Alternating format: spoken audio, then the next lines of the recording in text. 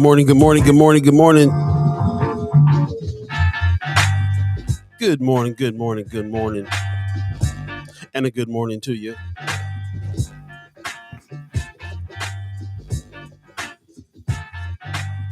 Hello, hello, hello.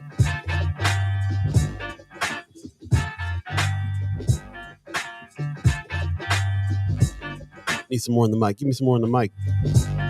Producer. And the headphones. Turn my headphones up. Turn my headphones up. Good morning, good morning, good morning, good morning. Ha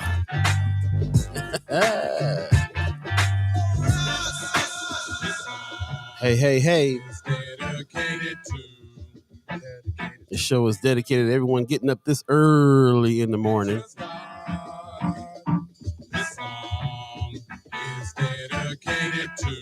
Check 1 2 1 2 1 2.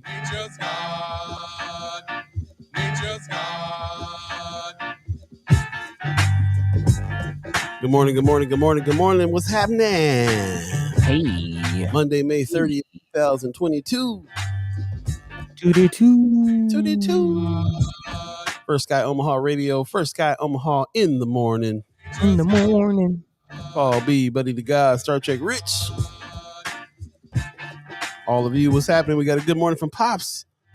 Good morning, Paul Beeee, Buddi3 Da Gawd, Star Trek Rich, and First Sky family. What's happening? What's happening? Brooke gave us a good morning this morning. Says storm had me up too early. Yeah, I hear that. It's a stormy, stormy morning. Yeah, word is raining cats and dogs out there. Cats and dogs. And cows and chickens. Going down. All of that. All of that.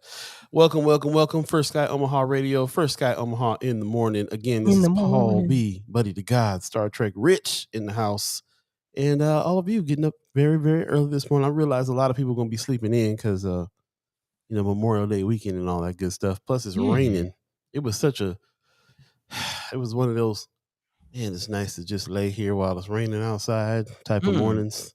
I wonder if I should call and say I ain't coming. I ain't gonna make it today.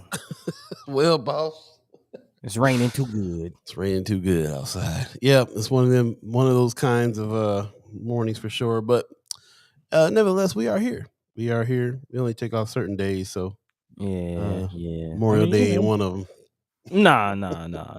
I don't know what days do we take off. I think we took off like New Year's and Christmas. That's about it. Did we? I don't even know. I think we might have been on hiatus during that time.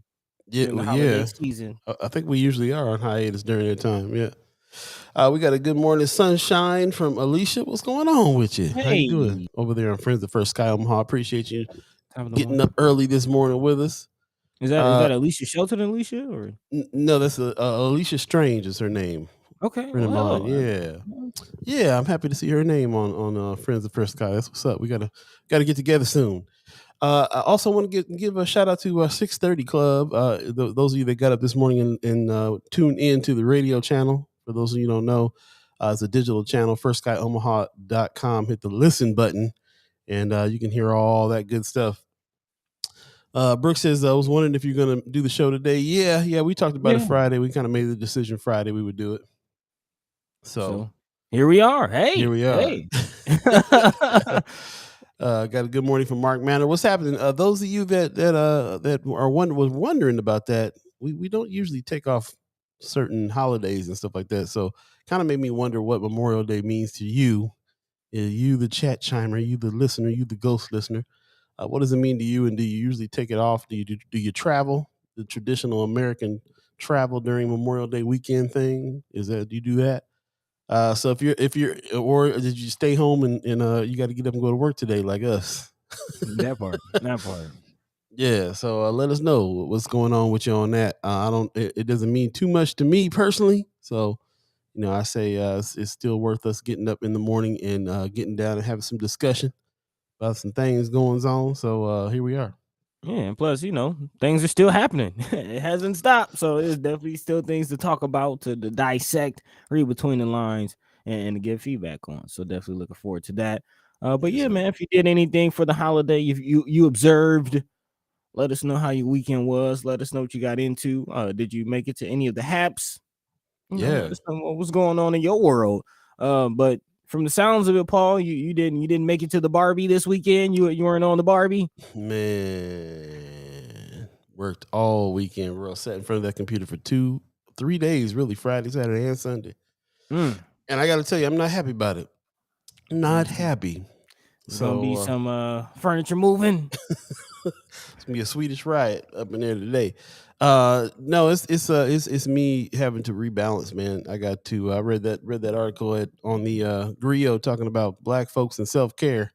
Oh And man, yeah, it we'll was be like getting into that. But I've been very unbalanced with that part of it, so it's about to bring some balance back to the force. man, that's what That's it's what all it is. about. It's all about equilibrium, balance, not Yeah. going too far to the left or the right, overworking yourself or being too lazy. Speaking of the force, what I did do though when I took a break was watch that new Obi-Wan Kenobi. Did you know that was out? Okay, yeah, I've seen a few commercials. But I did not. I think the first couple episodes are out. Yes. Is it quite the doozy? It's it's good for us Star Wars fans. I'll put it to you like that. Okay, Yeah, I try to look at it as if it was just a new show. Wasn't familiar with really. I mean, who's not familiar with the Star Wars right. stories? But so they're taking care of a lot of things that tie things into a lot of things that we've seen before. So Yeah, I, for I the I feel like that's what these are, like filling in those gaps, and like it really is for the true fans to you telling a bunch of backstories. I'm totally, sure yeah, all the real fans wanted to see the Boba Fett and the Obi-Wan stories. right. Is it following along the same track as the Mandalorian? In what way? Um, Style. Style, yeah, they definitely are. Sticking with that space western. They've upped the game a little bit. Well, no, not. I mean, not really. The Mandalorian is kind of its own thing when it comes to that part of it. Mhm. This is different. This is different. A lot of unexpected stuff though. I'm not gonna spoil it, but a lot of stuff that stuff for the fans, but a lot of unexpected stuff too. So this is the period of time when, after the prequels, Vader and Queen Amidala had the twins, and they rushed one off to Alderaan, the other one off to Tatooine, Mhm. and then right before. So now it's like the 10 years or whatever, however old Luke was when he finally got with Obi-Wan at like 19 or whatever. So that's the period of time that they're covering right now. Ooh, okay, yeah, I'm gonna have So to go check so that so out. yeah, all the things that Obi-Wan did to like keep Luke safe that whole time, basically.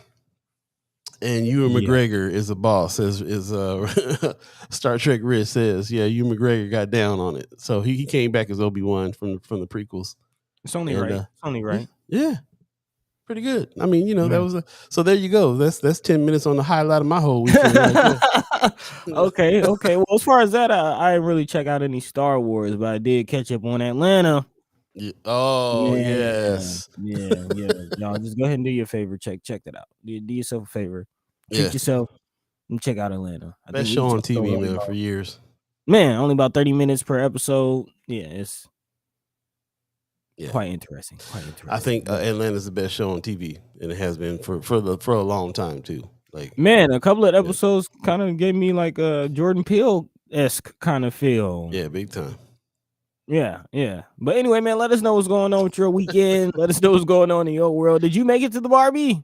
Mama God's still here in the A with us, so we definitely Okay. had a pretty good weekend, man. Actually, Little Mama, the ringleader, had a ballet recital last What? yeah over the weekend. Well, probably I'll share some pictures. We got a couple surrounding on Facebook, but yeah, I'll share some pictures, man. Got a little choked up. Wow. Not gonna lie. Yeah, All right, and then pops. right, and then the littlest one is turning 1 here pretty soon. So Man, that's insane. Wow. yeah, Time getting is ready for flying, man. Time is like really flying for it. real. It really is, man. It really is. Like it does not seem like a full year ago that was going through the accident and was just moving down here, and now here we are preparing for season 4. Is that? Yeah. You can't believe it. You can't believe that. You can't believe it was a year ago that all that happened. That just happened. That just happened like a couple weeks back.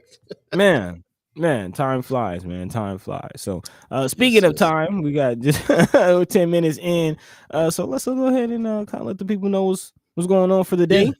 Yep. For sure. Today is Monday, so we do have our usual carousel of reporters and contributors coming through from our news partners over at the Reader and Noise and Flatwater Free Press and the whole gang. So Not getting didn't get confirmation on some of those gangs yet, so we'll see. But we do got Leah Cates coming in from the Reader for sure. we do, and I'm definitely looking forward to that conversation. For those of you who follow us on Twitter, definitely go and check that out. I think we posted it on the Friends of page as well. Leah is putting out a filler, and will be kind of coming to us to get actually some leads, man. We're looking for some families who have been denied aid to family assistance, some of the relief funds that are out there. Families who have been denied. She's looking for people who might want to tell their story of why they, were denied, what process they had to go through, and some of the things. Because again, as the Reader has been reporting over the last couple months, there's a large number, a huge percentage of applicants who have applied for federal and the relief funds that have been denied. And a lot of red tape, a lot of hoops. We'll actually be getting into that here in a little bit. A big shout out to Brother Vaughn Chapman for bringing this to our attention in regards to how some of the relief funds are being released and some of the hoops that people have to go through, if you will. Hoop dreams. Man, more red tape. So we'll definitely be talking about that. Also, not the red tape, but the yellow tape as well. More information coming out about mass shootings, the Uvalde shooting. Again, we reported late last week about the Burke, I believe it was a Burke student, no, Benson students that walked out, and now Central High School students followed, and I think several other schools follow suit as well. So we'll be talking about that. And also big shout out to a friend of First Guy, Paul Fielman, who released a public post, I believe an editorial letter on Omaha World Herald that we're going to get into. He's definitely breaking it down and reminding us of Omaha's own history of mass shootings and actually pretty recent. It's been some pretty recent events and looking at how much the school system in Nebraska has changed. Because I was also thinking about that. We've talked about cameras and things, but there are some measures that actually are pretty good. I remember when my son went to Wakanda, there are a couple things that, at first I was like, I don't like this. But looking back, it's like, okay, I know he's safe. So we'll definitely be talking about that. Also, speaking of that, the Department of Justice is responding, and now Biden has gone down to Texas to visit the area himself. So we kind of talk about what to expect on a federal level. And then, as Paul mentioned, definitely getting into some self-care things with the Brio. Yeah, man. It's time for Black folks to take care of themselves and not everybody else, which is a headline that kind of caught my eye there. So, yeah, talk about it a little bit. Yeah, what is your self-care routine? Definitely with all of this madness going on, man. I mean, yeah. How many shootings can you watch? You know what I'm saying? Right. Definitely have to have a self-care routine and take it seriously in these days and times. So we'll talk about that and more. As always, if there's anything on your hearts, your minds that we feel you feel we should be talking about and we're kind of missing the mark on something or just completely missed the story, definitely let us know, and we'll try to look into that and discuss it, because that's what we're here for. This is a community storytelling moment, group conversation. So go ahead, let your mind be free, let your voice be heard, join the conversation, join the squad. Myself, Paul Beeee, Star Trek Rich in the background, making it happen. All of you, First Guy Omaha Fresh Monday edition. Let's go. Let's do it.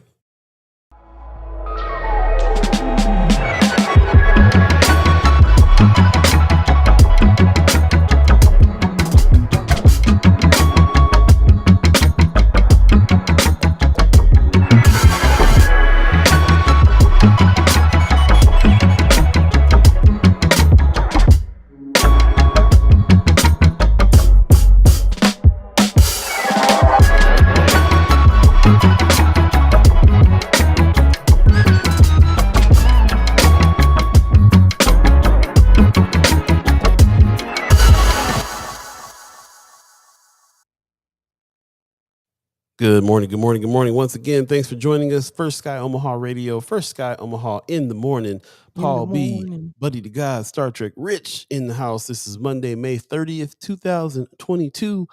And thank you for everybody that has gotten up on their vacation weekend early with us and is joining into the chat. Really appreciate it. Michelle Moreno gives us a good morning. What's happening? Good morning. We got a good morning. Morning love Omaha from looks like Todd Pinson. What's happening? Hey. What's happening? Brooke, Kimra Snipes gives us a good morning as well. Thank you very much for that. Appreciate you. Also, Guillermo Enrique Pena Valadez says, "Good morning, peoples. What's happening?" Kimmer Snipes says, "I need help with self-care. I'm horrible. Thanks in advance for that discussion." Yeah, we all have a little problem with that. And Brooke says, "I've been enjoying the new Star Trek series, Strange New World." And we gotta acknowledge the new Star Trek show as well. And also, Star Trek Rich says, "I agree. It's definitely the best out of the new Paramount Plus series. Seems like true Star Trek. I'm loving it." Okay. I'm digging it too. I think it's pretty good. It's better than I expected it to be, but man, it still ain't no next generation. So I'm gonna have to comment on that one when we get to the Star Trek discussion because it's Okay. pretty good. But ain't nothing beating next That's the generation thing. yet, bro. It's my opinion. We'll see. We'll give it time, but it's off to a good start. Pops in the chat says, "As for my self care, the only news I listen to is your show. Otherwise, I'd be depressed all the time." Okay. So self care in the form of limiting the information that is getting spewed out of the news all the time. Yeah, man. I definitely think that's a that's got to be in the self care routine in a big way.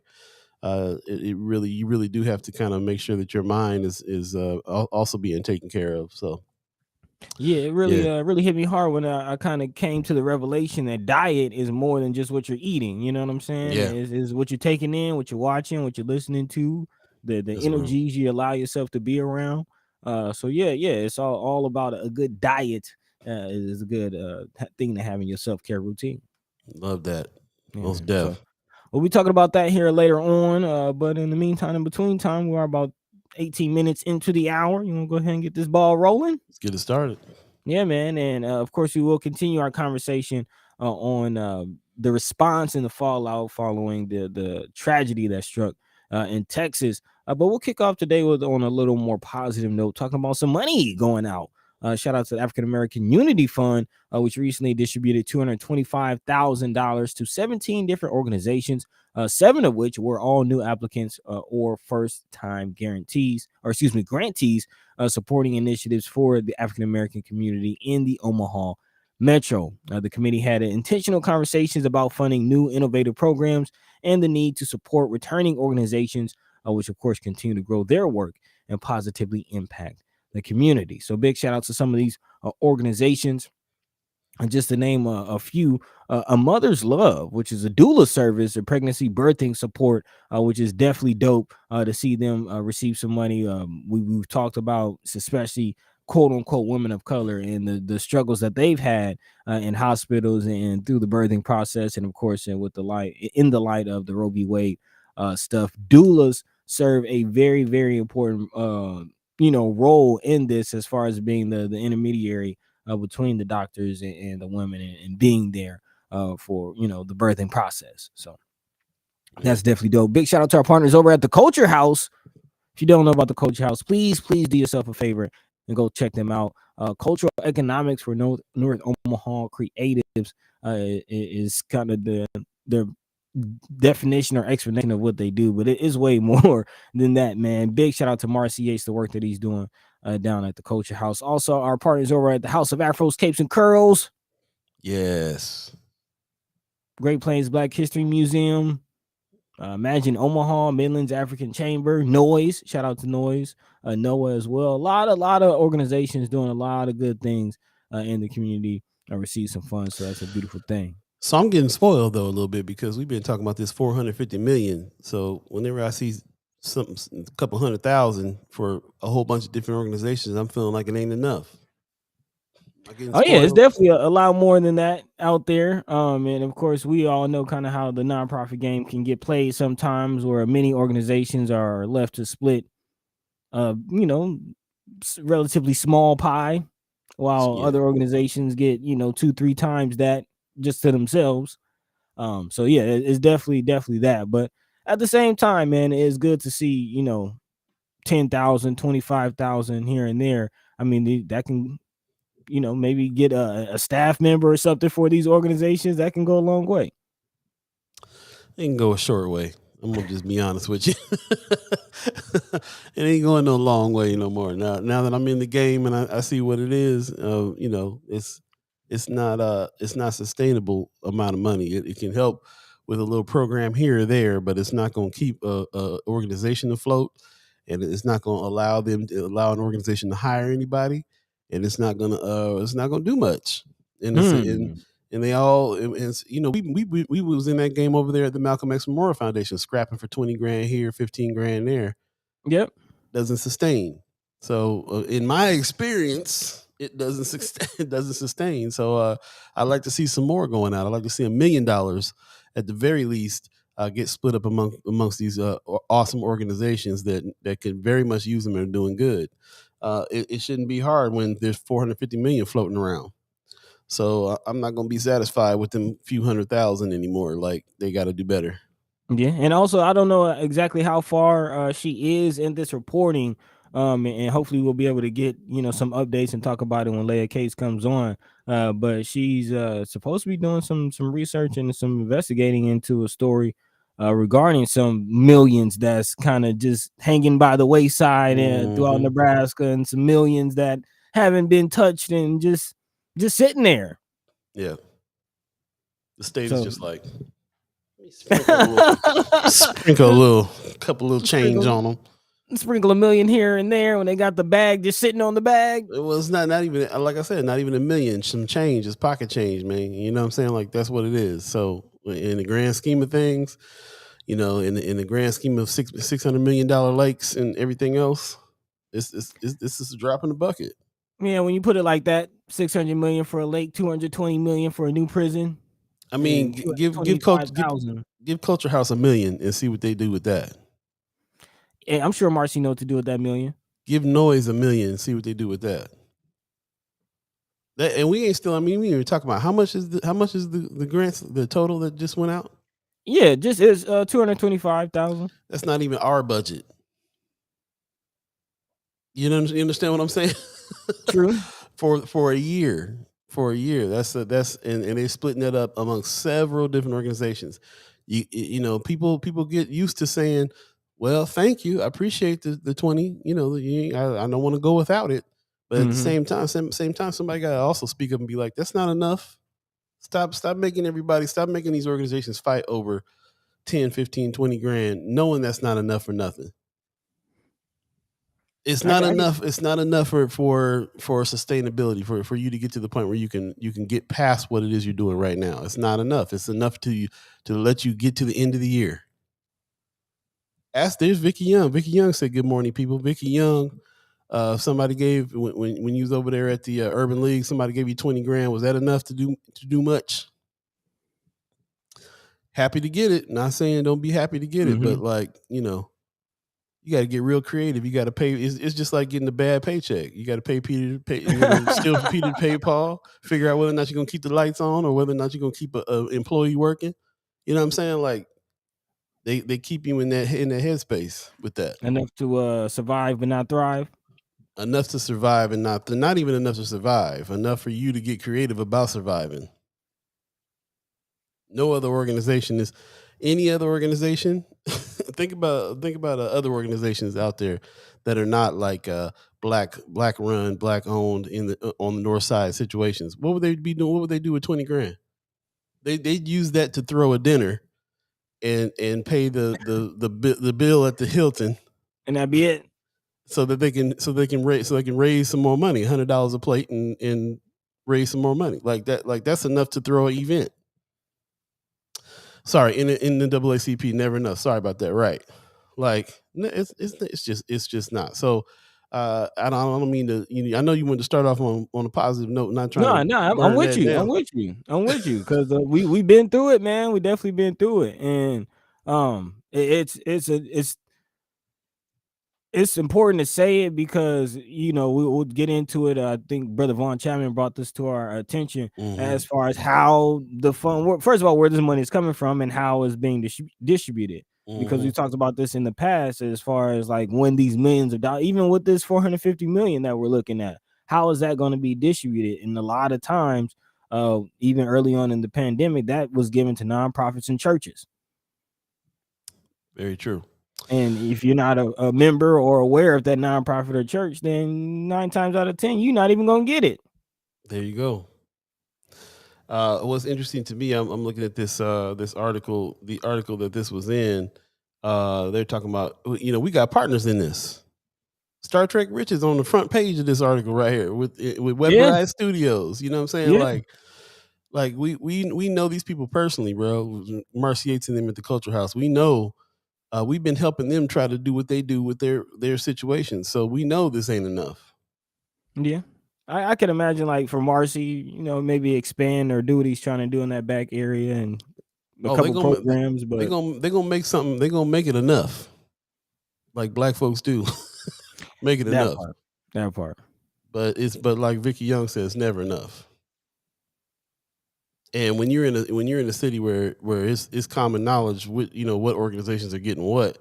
Look at Giving Tuesday. What's the number one organization that makes all the money?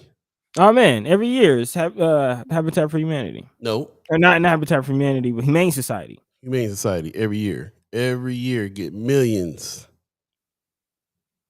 So it is what it is. Pop says I've been to weddings where 70,000 was allocated just for flowers. How can a company make it on 20K? That's what I'm saying, man. Like They can't. let's get our head out of broke thinking. If you really want to make something happen, you got to make some money, and you can't be scared of some zeros. You can't be scared of that because it's all around you all the time. Look at that, 70 grand just for flowers. Man, 20 grand is a raggedy wedding. Is a raggedy wedding budget, bro. I'm trying to tell you. A lot of times I've seen organizations take 20 grand and throw events so they can raise hundreds of thousands in one night. yeah. So, hopefully, maybe that's what they're thinking. Maybe they're thinking, well, if they use this right, then they can do better. They can do more with it. I'm not sure. Not sure what Well, the mentality is on it. Well, let me actually get into that. It says grants made through our community interest funds are strategic investments meant to increase access and equity. We ask community members to lead grant processes using their own power and understanding. Each committee is made up of residents who come from or identify with the population being served. They review proposals and decide which projects to fund based on the needs they are seeing in their community.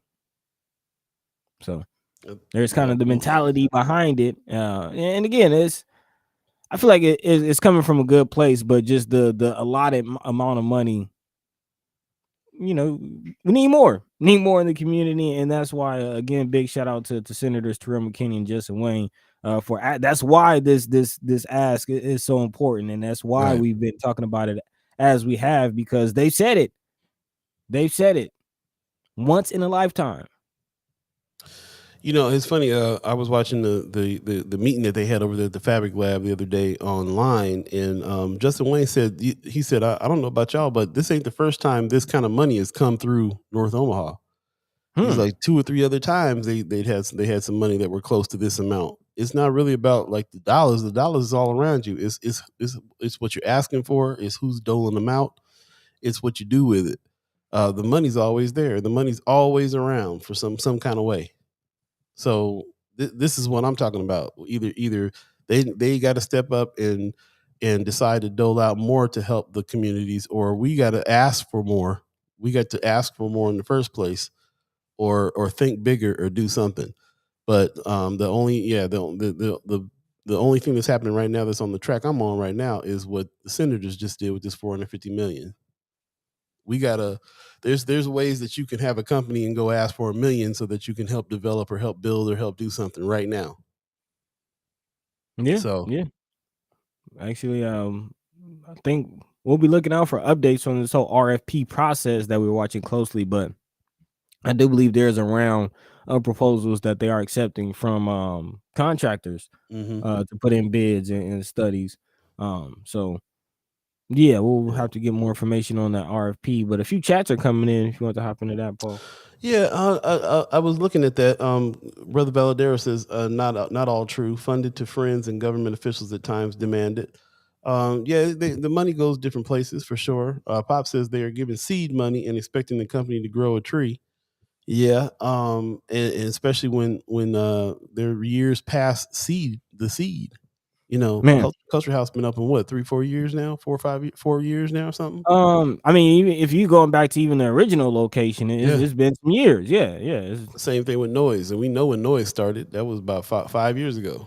So yeah, these are past seedlings. They need to be in the third and fourth round of funding to really kind of like get to the point of being able to have a sustainable situation go on. So enough said on that. Just saying, hey, great. I'm glad that Luke's here. Hey, that's great. Thank you. Yeah, it definitely is But gas a money nice ain't fit. $5 no more. That's all I'm saying. Man, that part. So, yeah, definitely a small victory, a victory nonetheless, but a small victory. We would definitely love to see more. And I actually kind of wanted to pivot that because it's not like you said, there is a lot of money out there, a lot of money out there. Not um even before the pandemic. You know, the states run at a surplus all the time. Hmm. Um, And again, big shout out to Brother Vaughn Chapman for bringing this to our attention in regards to the rental assistance money. And that pool, there's still millions and millions of dollars in rental assistance that's out there. And how many affordable housing conversations have we had? So much so that the governor has been turning funds away. Man, millions of hundreds of millions of dollars being turned away. But again, Brother Von Chapman asking the questions that need to be asked. He says, so the monies made available for rental assistance are controlled by those who can't or won't stop or control the predatory landlords from in and out of the state, but are the same ones who politicize, control, and influence market rent increases. Really? Without a cap on rental rate increases and without a living wage paid to the victims in the targeted areas, the only beneficiaries appear to be the predatory landlords. Without jobs in the target area that pay higher wages, true rent relief, and unaffordable housing for the disenfranchised and life in general will be revolving door of frustration and bureaucratic red tape, or for those caught in the middle of a new never-ending spin cycle. This is not the effects of gentrification. It's not gentrification, and it was never intended to be gentrification. It's colonization. The colonizers don't want you to have freedom unless you rent your freedom from them, no matter the cost. A damn shame, Brother Von Chapman. And again, this is in regards. Couldn't necessarily find the article. He did post a picture of the article in Friends of First Sky Omaha. But this again is talking about how the city and also MATCH, which stands for Metro Area Continuum of Care for the Homeless, are partnering again to expand awareness for their campaign for tenants facing financial effects of COVID-19 pandemic and possible eviction. Again, the city of Omaha and the MATCH program, uh, let's see, with several other area organizations are working to ensure that all eligible tenants will have access to the application process. It says help is available, so let's work together to keep you in your home. With we that eligible tenants to apply as soon as possible by visiting matchconnect.org as the first step. We also encourage property owners or managers to work with tenants to initiate the application on their behalf. So again, Match is one of the main organizations doling out those funds, but we sort of talked about that process in the past. A lot of the red tape that people have to jump through to apply for those things, even landlords still getting the application, Hmm. getting the money, and still evicting. Right. Yeah, man. In the chat, our brother Valaderda said the problem is too when I apply for funding for rental assistance for my residents, they were getting that funding because they didn't deserve it. They weren't getting that funding because they didn't deserve it. Probably is what he's saying. Or were getting that funding. Okay, landlords like don't get any big companies get them. He said, "Excuse me, we're not providing those funds." Okay, so he says I've always opened, but the problem is that the government won't help me out, won't help my people out. So I'm trying to decipher that a little bit. Explain a little bit. Maybe you can tell us what it is that you do. Are you a renter? What are you doing? What are you doing? How are you helping and applying for funds for rental assistance for your residents? Sounds like you're a renter. And it sounds like they're not really helping with that, saying that they don't deserve it. If I'm understanding you correctly, if you could clarify a little bit, I'd love to hear about that. But we've been we this is an ongoing conversation as well. Rental assistance. We've had Dave Pontos on, who is an attorney who's been helping out with giving his attorney services to people who need to stand up against the landlords or get rental assistance from the government. It's been very difficult, seems like, to be able to get some assistance because everybody has this attitude you don't deserve it, or you got to for whatever reason they decide that they shouldn't get it, they shouldn't help. It's ongoing, and I this article caught my eye. This thing that Brother Chapman said caught my eye, just because like we always talk about it, follow the money. Who's in control of it? Right. Who's in control of doling that money out to individuals? Especially when, like you said, like Kimmer says, the only governor in the U.S. to turn away assistance money, millions of dollars, because there's still millions of dollars sitting around that is not getting to the people that need the help. How hard would it be to have a study to find out how many people are a month away from being evicted, one paycheck away from being evicted? Man. Seems like they're people that need the help, but they got to jump through a million hoops. Well, why do you need the help? Well, what kind of job do you have? Well, what happened during the pandemic? Were you one of the ones that lost your job during the pandemic? Were you one of the ones that were on unemployment? So many different things have to qualify, quote unquote, qualify you to get some help. It's crazy. Brother Valadares, he's clarifying, says, but what the government is basically saying is that we don't deserve it as landlords and we don't deserve it as renters, because when you apply for it, they say no. How many they will redistribute it to other areas, like in my area in Grand Island, Nebraska. They're saying, well, Grand Island doesn't deserve it, so we're going to redistribute it to Omaha and we're going to let it sit there. That's interesting. So I didn't get the notion before that they were taking it from some areas and giving it to other areas, and then didn't really give it to those other areas, just let it sit there. Well, that's kind of what, and I think that's what Leah Cates is going to be getting into. I think again, looking forward to her coming on in a little bit. But if you remember, that was kind of the effect or the response of Governor Ricketts not accepting the 100 million. It's not like it didn't go to the state. The 100 million was supposed to go to the entire state.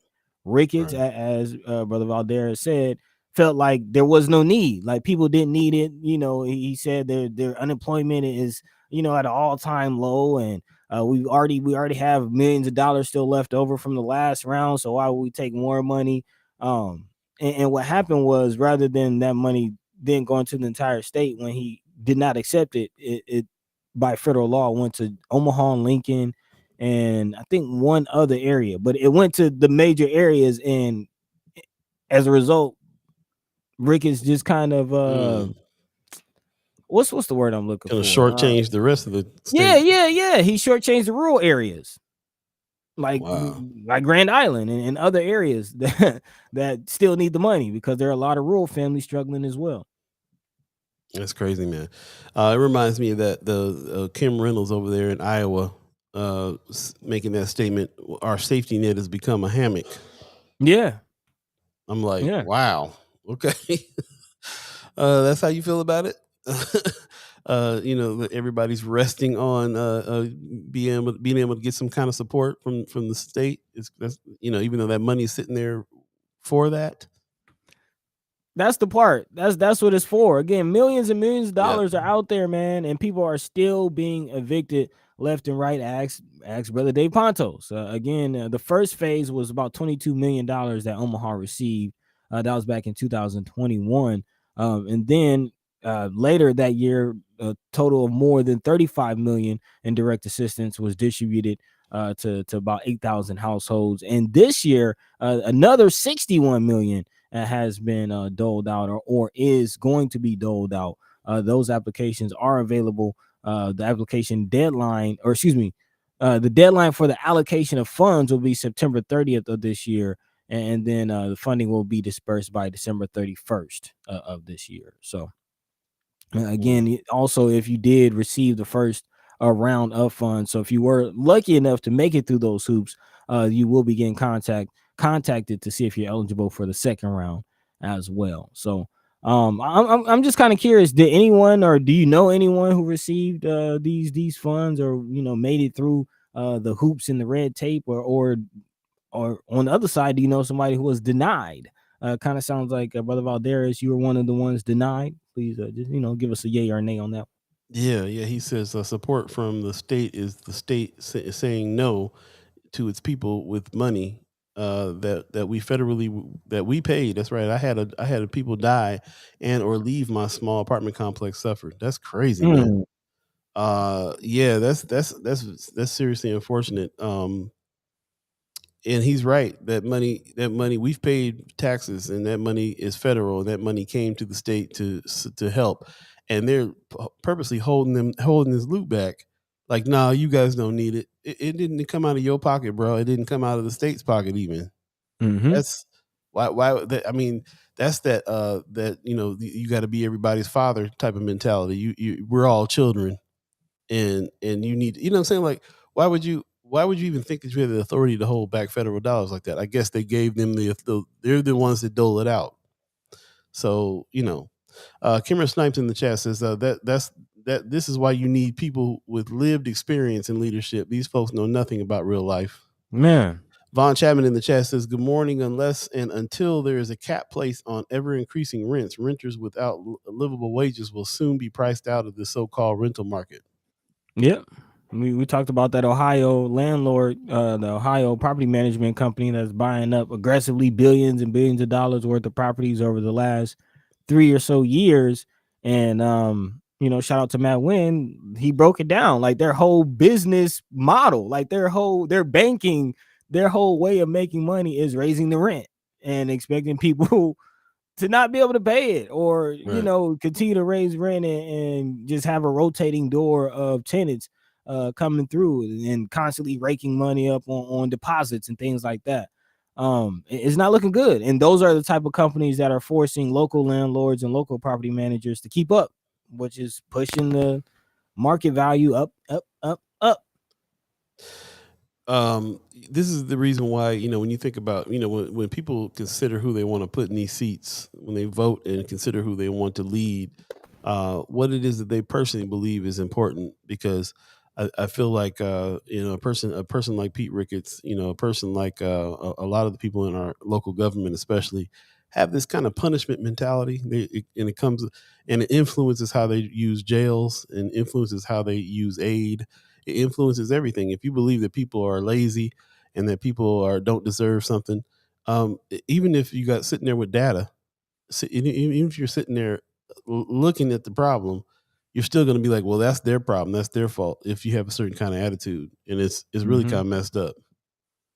Yeah, it's real crazy.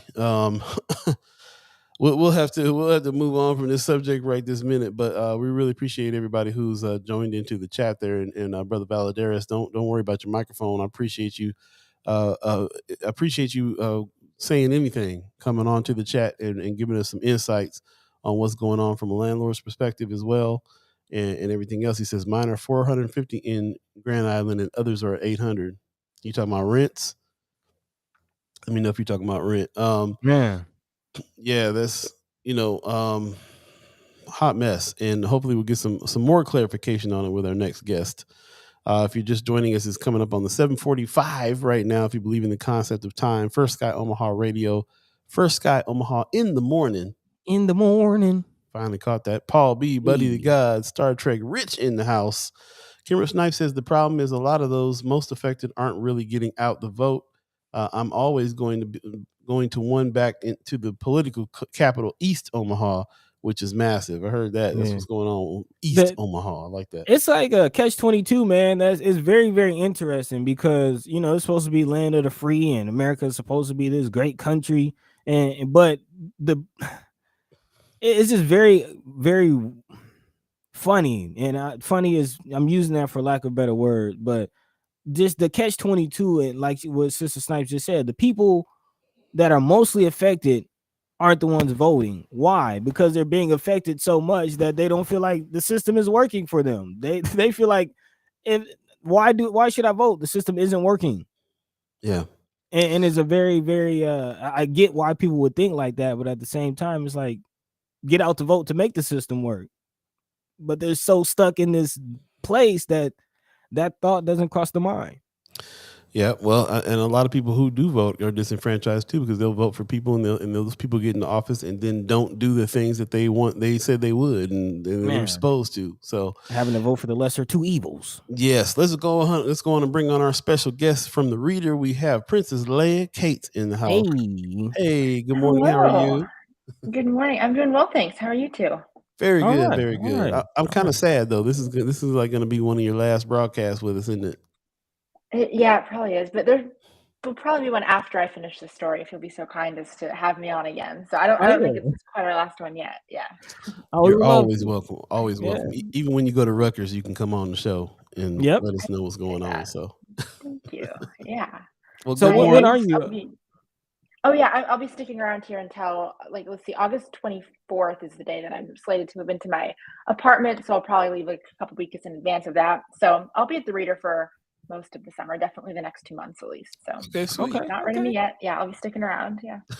We got you for a little bit. I was rushing you out a little bit. Sorry about that. Right. For those who don't know, we are on with Leah Cates, a journalist from the Reader. Big shout out to our partners and the family over there.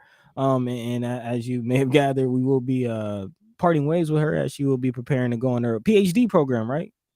Yeah, gonna be Dr. Cates pretty soon. So yeah, definitely going on to our PhD program at Rutgers, but does great work working with families. Again, is that right? You're doing the coverage on Omaha jobs, is that? Exactly. Yep. Actually, so this final story is going to be a culmination of what I've been doing with Omaha jobs, but it'll be a much bigger, deeper dive and kind of separate from that, because my successor, Arjav, who was recently on here, has taken over Omaha jobs. I'm just more into the reporting side of things in my last couple of months here. So yeah. Okay. So what is this story? I'm looking forward to it. Definitely excited to hear that it's more of a deep dive. What are you looking into? Yeah, so I've been looking a lot at public benefits and how they are or not serving families throughout my tenure with Omaha jobs. At least in the last few stories, it's kind of been the theme in the series. And this time, I'm going to be really doing a deep dive into a public benefit program called Temporary Assistance for Needy Families. Every state gets a block grant for temporary assistance for needy families, and they can really use it in one of a number of ways to serve underserved families. They can create work programs to help people find jobs, and they can create childcare programs, all sorts of things like that. One of the things they can do with it specifically is give direct cash assistance to families in need. And that is something that a lot of advocates think they should do more of with this money. But basically, a lot of the states, there was a big ProPublica article that came out several months back, but that kind of sparked all this. But a lot of states have like millions of dollars, like hundreds of millions of dollars that they're holding on to in these federal grants that they've chosen not to draw down. Like they could be using hundreds of millions of dollars more to help these families, and they're just not. Like they're just sitting on the money. They have it in reserve. And Nebraska, surprise, surprise, is one of those states. And even within the money that it's choosing, that it is using from what it's drawing down. So it has currently we have $108 million, $108 million that we're not using, which is pretty wild. And even within the money that we are using, a lot more of that could be going to direct cash assistance to serve underserved families. So basically we're just sitting on all this money, and what I'm doing is trying to figure out why we're sitting on this money. What's the benefit of that? I'm getting a lot of what could be done with this money. So I'm chatting with some state senators. I have an interview slated with Michaela Kavanagh for tomorrow, trying to find some other senators to talk to as well. talking with policy experts, including some at the national level, chatting with advocates. I chatted with somebody at Nebraska Appleseed the other day. And the one missing component that I'm really looking for right now is somebody with that lived experience who has been denied temporary assistance for needy families, which is also known as age-dependent children in Nebraska. I should say that. But yeah, looking for somebody who has applied but been denied, because as of 2020, we were denying 90% of applications to that program, which again is insane because a lot of people really need it. And, they're like very low income requirements. So somebody could be just over their requirement, still be in a lot of need, apply and be denied. Also based on prior drug convictions, somebody could have been convicted of dealing drugs 13 years ago and they've been sober and not dealing drugs ever since. And they still are banned, today. So that's the missing component that I'm looking for, is that lived experience. And if any of the people watching this have ideas of people that I could talk to or orgs that might know of people, hit me up for sure. Let me know in the chat. But yeah, that's basically where I'm at right now. Wild stuff. Excited to get to do this reporting, as unfortunate as it is that somebody has to do this. So, yeah.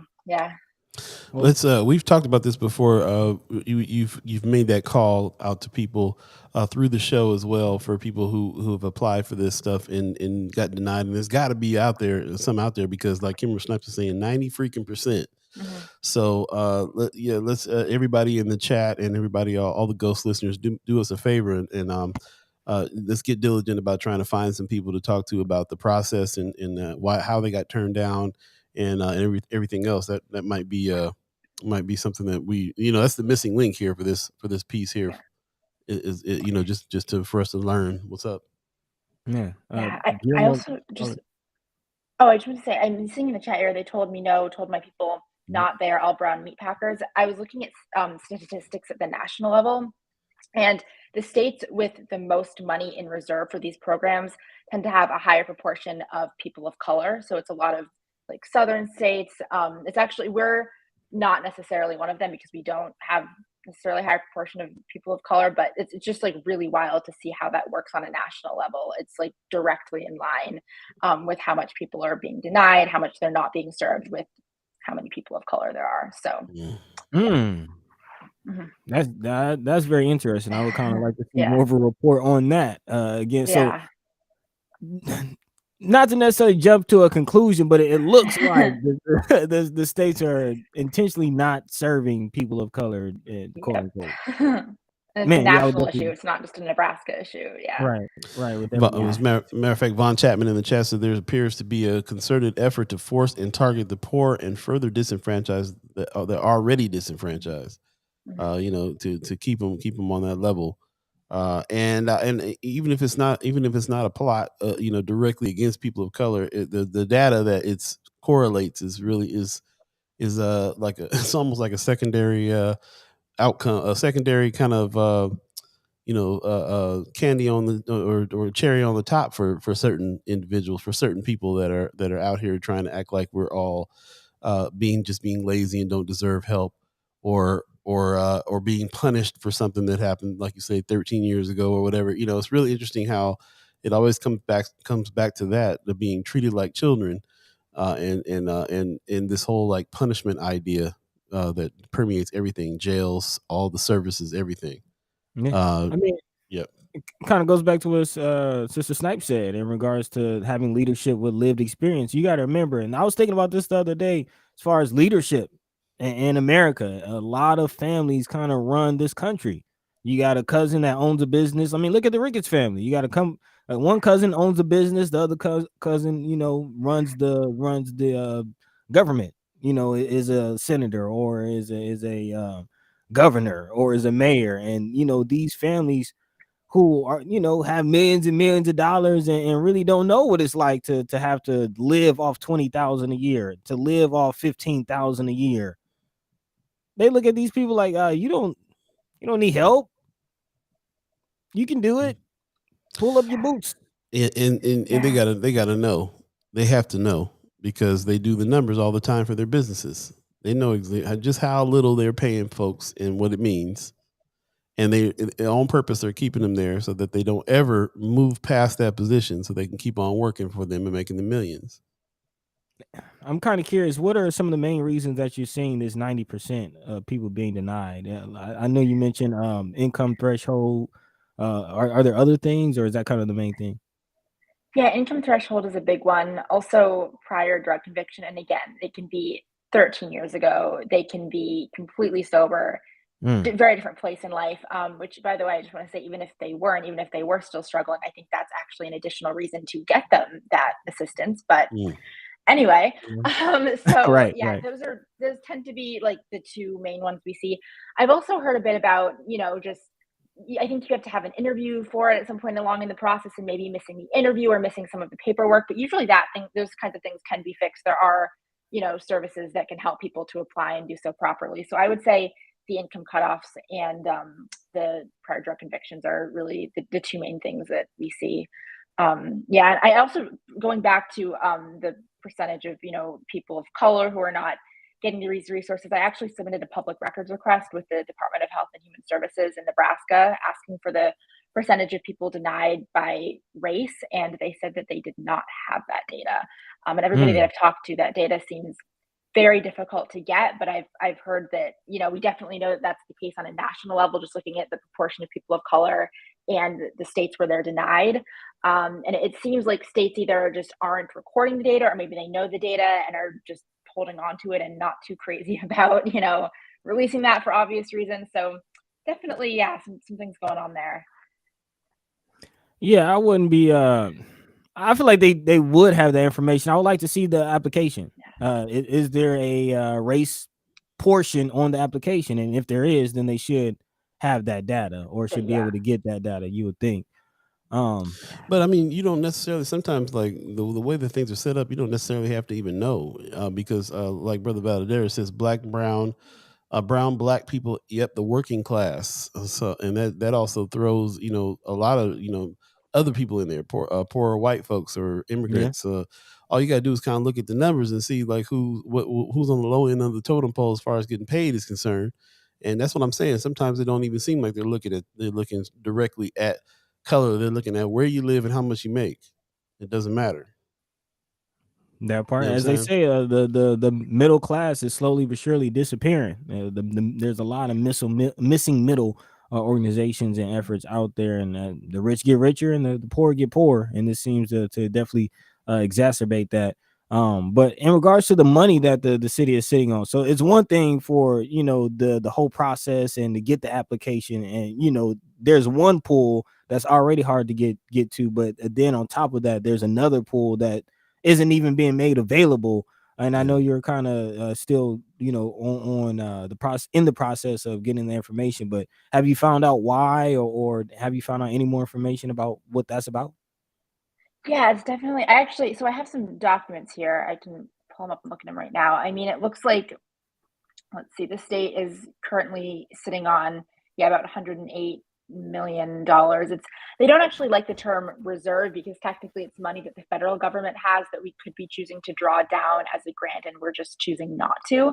I'm still trying to better understand why why we're not using this money when we have it. I think there I heard recently from somebody at the national level, that if you reduce your caseloads for temporary assistance for needy families, there are benefits for that. I guess the state gets some kind of benefit for that, but I need to look a little bit more into that, and understand more. I think that, one of the things that could help is the legislature could create some programs, or the legislature actually has the power to increase the income limit so that it's not quite as draconian. And that is something that I'm going to be chatting with state senators about coming up soon here. Again, slated to talk with Michaela Kavanagh tomorrow.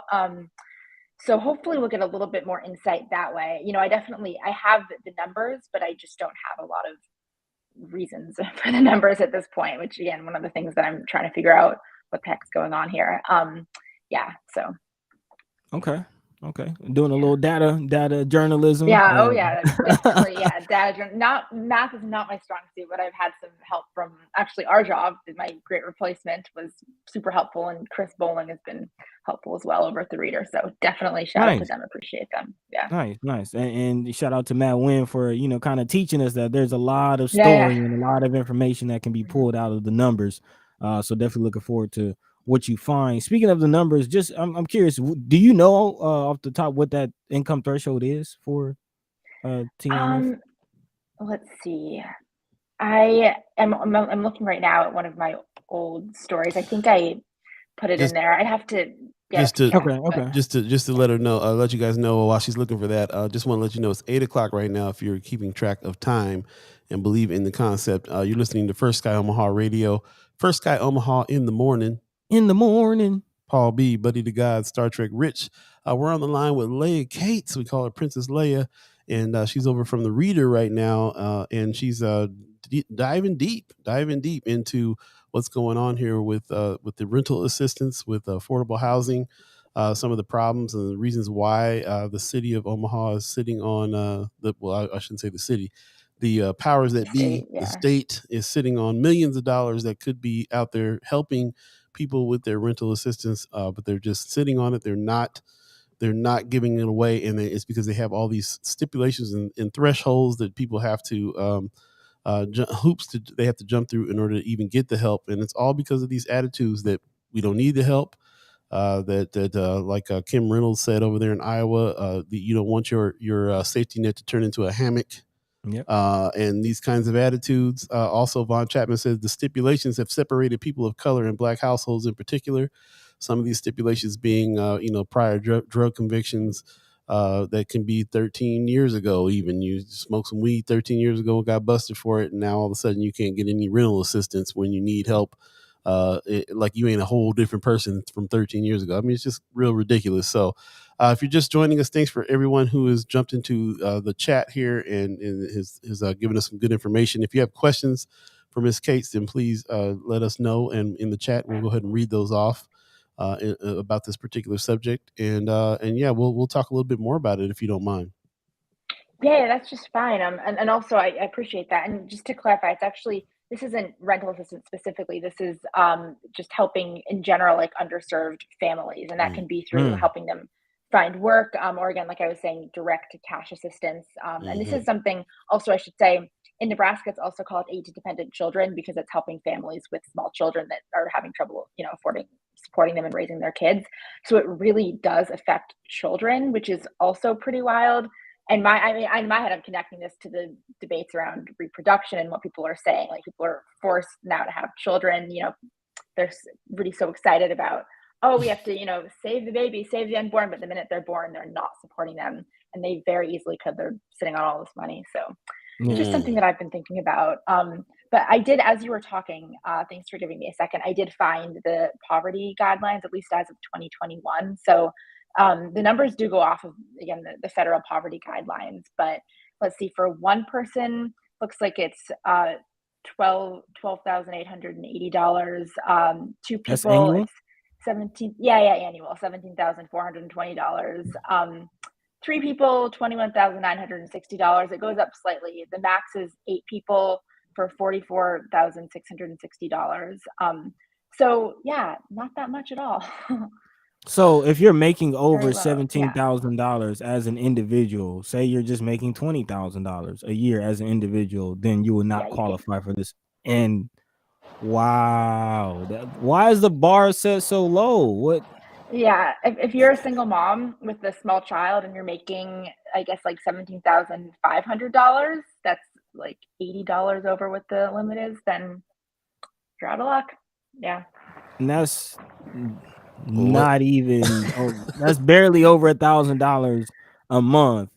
And we've talked about affordable housing. We talked about all these things. Like you can't, in order to get a house in Nebraska, you can't qualify for it. It makes no sense. It makes no sense. No sense at all. Yeah. First of all, can y'all hear? Can you hear this? Is that the rain? That's the rain beating the building up. That's crazy. I don't even know if I can turn my mic up because it's all rain right now. Yeah. The Brother Valadares says partisan BS to ignore the federal money Biden government gave. It's a silent FU to Biden and minorities. Pretty much touching on some stuff that we were all really feeling in a real way. That that they rather battle Biden than help the people in their city. You know what I'm saying? With kids, and you know what I'm saying, like helping people with kids. Just let the babies not eat. Yeah, that's crazy. It's very, very, very political. It's very obvious that it's political.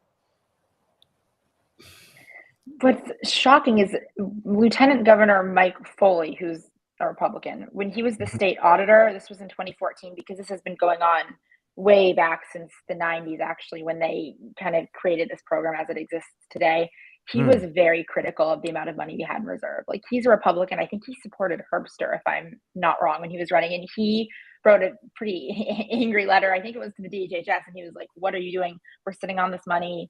This is a waste. This could be doing productive things. Like, as a Republican, he was like, as a far right Republican, he was upset about this, which when that's happening, something's really going wrong. I mean, that was pretty wild to read that. Yeah, actually, I have a call. I would like to talk to him about that. Actually, I have a call into him about that. So it's just, it's people on both sides of the aisle. We'd love to see what you get from that conversation. And to clarify, this is on top of the 120. This is the 108 million that you say is in, reserve. That's on top of the 120 million that Governor Ricketts declined to accept. Is that correct? Oh yeah, this is completely separate from that. Yeah. It's just a lot of money we're not using. And I'm kind of curious because I'm thinking of what Douglas County did. If you remember, early in 2020, Douglas County had an allotment, I think, of 10 million or so that was supposed to be set aside for rental assistance, and that eventually went towards the new juvenile justice center that's being built downtown. And I'm kind of curious that it's already been reported that in addition to the new prison that Nebraska is building, they might need to build another one by 2025 or so. Do you know if there's any rules or any windows as far as that, if they don't spend this money, what can they do with it? Yeah, after, is there possible after a certain time they can use it for something else? They can keep, so they can, as far as I know, it never expires, which is why it's gotten so big, because every year we just keep adding more and more money to it. So theoretically, indefinitely, I mean, it could just keep growing and growing. They call it a rainy day fund. And I've talked to experts, and it is good to have some money in reserve. For example, when a crisis like COVID happens, so you could use more of it at that point. You're not running out of what the state gives you, but this is an obscene amount in reserve. And in 2020, I think the number just kept growing between 2020 and 2021. It's not like they used a bunch of it to help when we were in crisis during COVID. So it doesn't seem to me like they're actually using it. And actually, I've also seen what the state's projected forward, and they've projected that the money will go down. They are going to start using it in the next 5 or 6 years or so. But again, talk to some policy experts and people who have been around this for a while, and they were kind of like, that's BS. Like, that's not really going to happen. They're not going to start magically using more of it. So they're just saying that. Yeah. Wow. Looking forward to this report. Absolutely. Yeah. We got a good morning from Augie Kid in the house. What's going on, fam? Also, a little earlier, Mayor Sanchez came in and gave us a good morning. He said he's coming in late. Where we on? What are we on right now? Well, speaking of Leah Cates, and we're talking to her about all this money that's just sitting around that's from the federal government for us, for aid, for all kinds of different aid that supposedly ought to help, especially families with children and stuff like that on all kinds of different levels. And our leadership is just sitting on it. Yeah. And Von Chapman in the chat says, because these stipulations target supposed protected groups, this type of discrimination is actionable under U.S. civil rights law. Again, where is the ACLU? When we talk about these things, we definitely talk about solutions. And Von Chapman has been on this one solution real hard for the past two or 3 weeks that we've been talking about this. He says litigation. The problem with the state is obvious. The immediate fix is not so obvious. Litigation. So there sounds to me like there are grounds for litigation for this. This is something that maybe the ACLU needs to take a look at. Ms. Cates, have you spoken to anyone at the ACLU at all? As I put this in, I was trying to remember. I can go back to my Gmail and see. I think I did reach out to the ACLU Nebraska at one point. Yeah. And they were very nice, but okay. The person I did reach out, they were very, very nice and excited about the story and directed me toward some resources I could look at. But I'm looking here. email from the communication person. I checked with the team and they confirmed we have not been involved on this issue in the past. So they seemed concerned and like they wanted to help, but like this was not necessarily on their radar as something they were looking at. Yeah, well, hopefully we'll be now. So we can't wait for that your further reporting to come out on this, because we'll definitely hit the ACLU up too and try to apply some pressure. And I encourage everybody in the chat to do that as well. Brother Chapman, maybe you can lead a group of people that can write some letters and see if we can get them involved, because I think you're right. I can't think of any other way to fix this but to get these folks out of office, or not even and litigate. Right. They also, I think some of it is incumbent upon the Department of Health and Human Services and people there who could be making decisions to do things with this. And I've had a lot of trouble getting through to them. They've responded to some public records requests, which was helpful, but they've kind of just decided that they're not going to give me an interview for this. I've really tried to get an interview with somebody there who I think could be responsible for a lot of this. So if anybody has ideas about getting through to the DHHS or having them grant me an interview, I'm kind of thinking it's just going to be a hard no at this point, because I've tried so many times and they've just ignored or been like, eh. But if anybody has ideas, feel free to put them in the chat, hit up Paul and Mark, and then they can let me know. So and I remember you mentioning that during the editorial meeting, and I kind of found that interesting. Like, did you ever receive a reason why, and more so a valid reason why they were denying your interview request at DHHS? I know, and I actually called them. Chris, the news editor, was like, "You should call them. You should get them on the phone and just see." So I've called the director of communications actually for the DHHS, and she's the one who emailed me and was like, "Can't give you an interview." And I haven't heard back yet. They're just ignoring me at this point. So yeah. There you go. We'll keep on trying to get the word out there. Yeah, definitely. Thank you. But also Ashley Spivey. Yeah, I was gonna say Kimber Snipes is letting us know Ashley Spivey is president of the ACLU board, so a good person to reach out to there. And we're gonna go ahead and get going here and let you go, but very much appreciate everything that you're doing as far as this story is concerned, and we're always down to help with whatever we can to get you resources to dig a little deeper on this. This could be the catalyst and the spark for ACLU to jump in there and do some work. I'm sure that people like Dave Pontus will be on board. He's been in the fight, an attorney that's been in the fight here, and so on and so forth. So there's a lot to this, and I think that it's really interesting when we have all these problems in not just North and South Omaha, but all of Omaha. Even in rural parts of Omaha, all these different places, as we learned today, that are suffering because of that are suffering and not being able to get the help that they could be getting, and having all these weird reasons why not. It's pretty interesting. Why would the federal government keep on sending money for aid and then not following up on whether or not it's getting to the people that need it? So, like Von Chapman says, they ignore her because they don't want to bite the hand that feeds them. That part.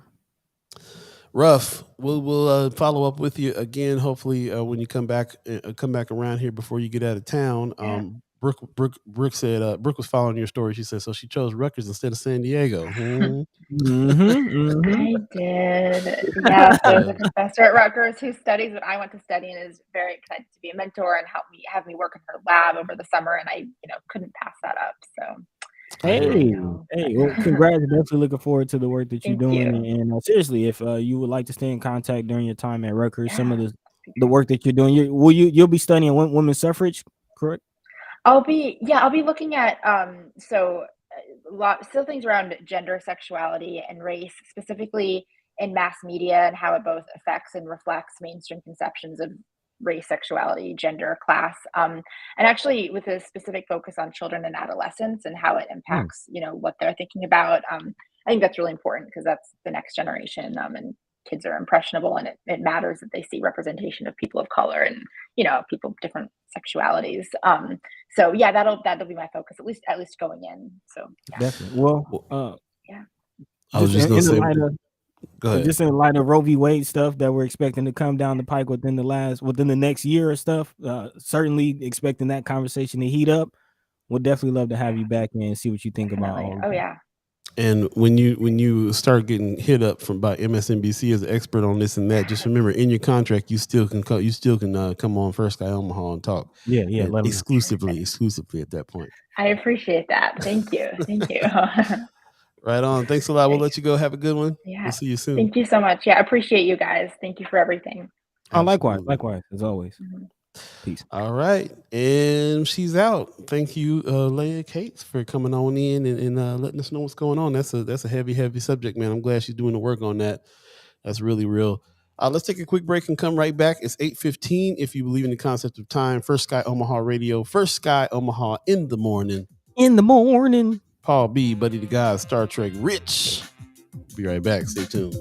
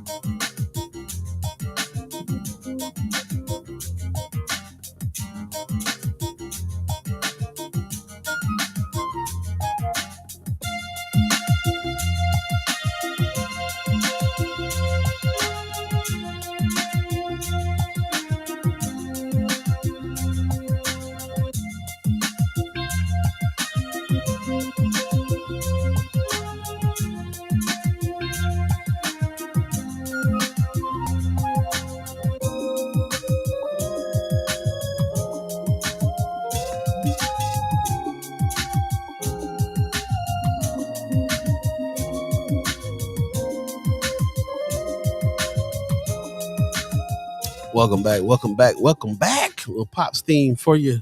Listening to First Sky Omaha Radio, First Sky Omaha in the morning.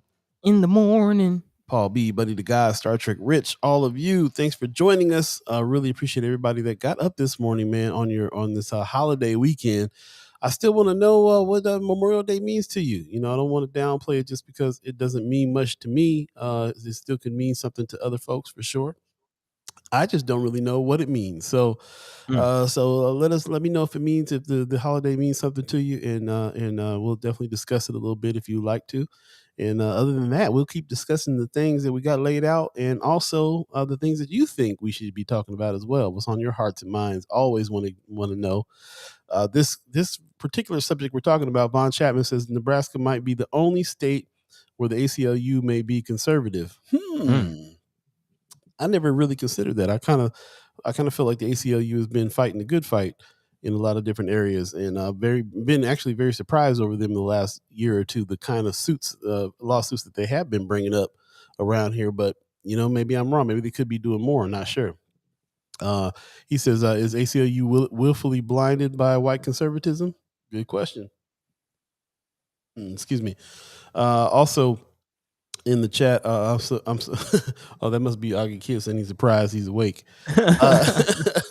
Over on First Sky Omaha, Kimmer Snipes says, "I want something we celebrated growing up still the same today." I'm missing something. Oh, maybe associations too, but definitely alliances for sure. Yeah, not sure what you're talking about there, Miss Snipes. Let us know. I think she's referring to Memorial Day. Your question about Memorial Day. Okay. Yeah. There you go. Want something we celebrated growing up? Was something we celebrated? It wasn't something we celebrated growing up, but still the same today. Yeah, it wasn't something we celebrated growing up either. It's still the same today for me. But again, there's got to be people out here who do celebrate it, and I'd like to know why. Vicky Young says, "Remembering loved ones past and the impact they left on our lives. That's what it means to you for Memorial Day." Okay, so I mean, that's what it's supposed to mean. It's supposed to mean having memorializing the people that passed, and this is for military, or this is like for. That's what I'm thinking, because actually there's a lot of the area that I live in. There's a lot of like crosses lined up along the streets with names of military vets in World War II and Vietnam and whatever conflict that they were in, but. Then I feel like I'm getting that mixed up with Veterans Day. Isn't that the point of Veterans Day as well, to honor the fallen, those in military? So I don't know. I get the sense that it is to remember those who have passed, and I've heard a lot of people, honoring those who specifically were in the military. But again, I thought that's what Veterans Day was for. Maybe it's both the same. I don't know. I just remember we always used to cook on this day. That's all I remember. Okay. Veterans Day. Brooks says it's for military. Yes, Memorial Day. Brother Sanchez says Armed Forces Day is for those in uniform. Veterans Day is for those not in uniform anymore. Memorial Day is for those that never made it out of uniform. Okay. Yeah. There you go. So Veterans Day, yeah, I guess if you're a veteran, you're still with us and you're being celebrated. Sarah Davis says Veteran Day is veterans living and past, and Memorial Day is to celebrate those that passed. That's what it is. It says it was named Memorial Day after World War I to honor all Americans who have died fighting the nation's wars. There you go. Ugly Kid, you're over on Friends of First Sky Omaha. The main page, First Sky Omaha, is where you will see all of the chat. Otherwise, you'll see only the people that are chatting in Friends of First Sky Omaha, which is only you at this moment in time. Party of one. Party of one over there. So, come on over. Party over here. Ain't nothing going on over there. First Sky Omaha, the main page, and check us out. Also, if you're on YouTube, which Brother Mayor Sanchez is, I appreciate that. Like and subscribe over there. We're trying to build our viewership over there as well. YouTube. So do that. And I also keep forgetting to tell people in the morning to share the show. Please share the show on your page if you're on Facebook, so we can get as many people discussing and talking about things as we can. We kind of knew that a lot of people are going to be in today just because it's a 3-day weekend holiday. What do you guys do to celebrate Memorial Day? Do you do the traditional go out of town Memorial Day weekend thing, or is you guys barbecuing, hanging out, or just sleeping in, which would have been nice this morning if I would have thought about it? Would have been. Yeah. There you go. He said, I found my people. That's what's up. Memorial Day was started by a black man. I don't know about that. I don't know that. Sanchez. I don't know. Might be a fun fact to look into.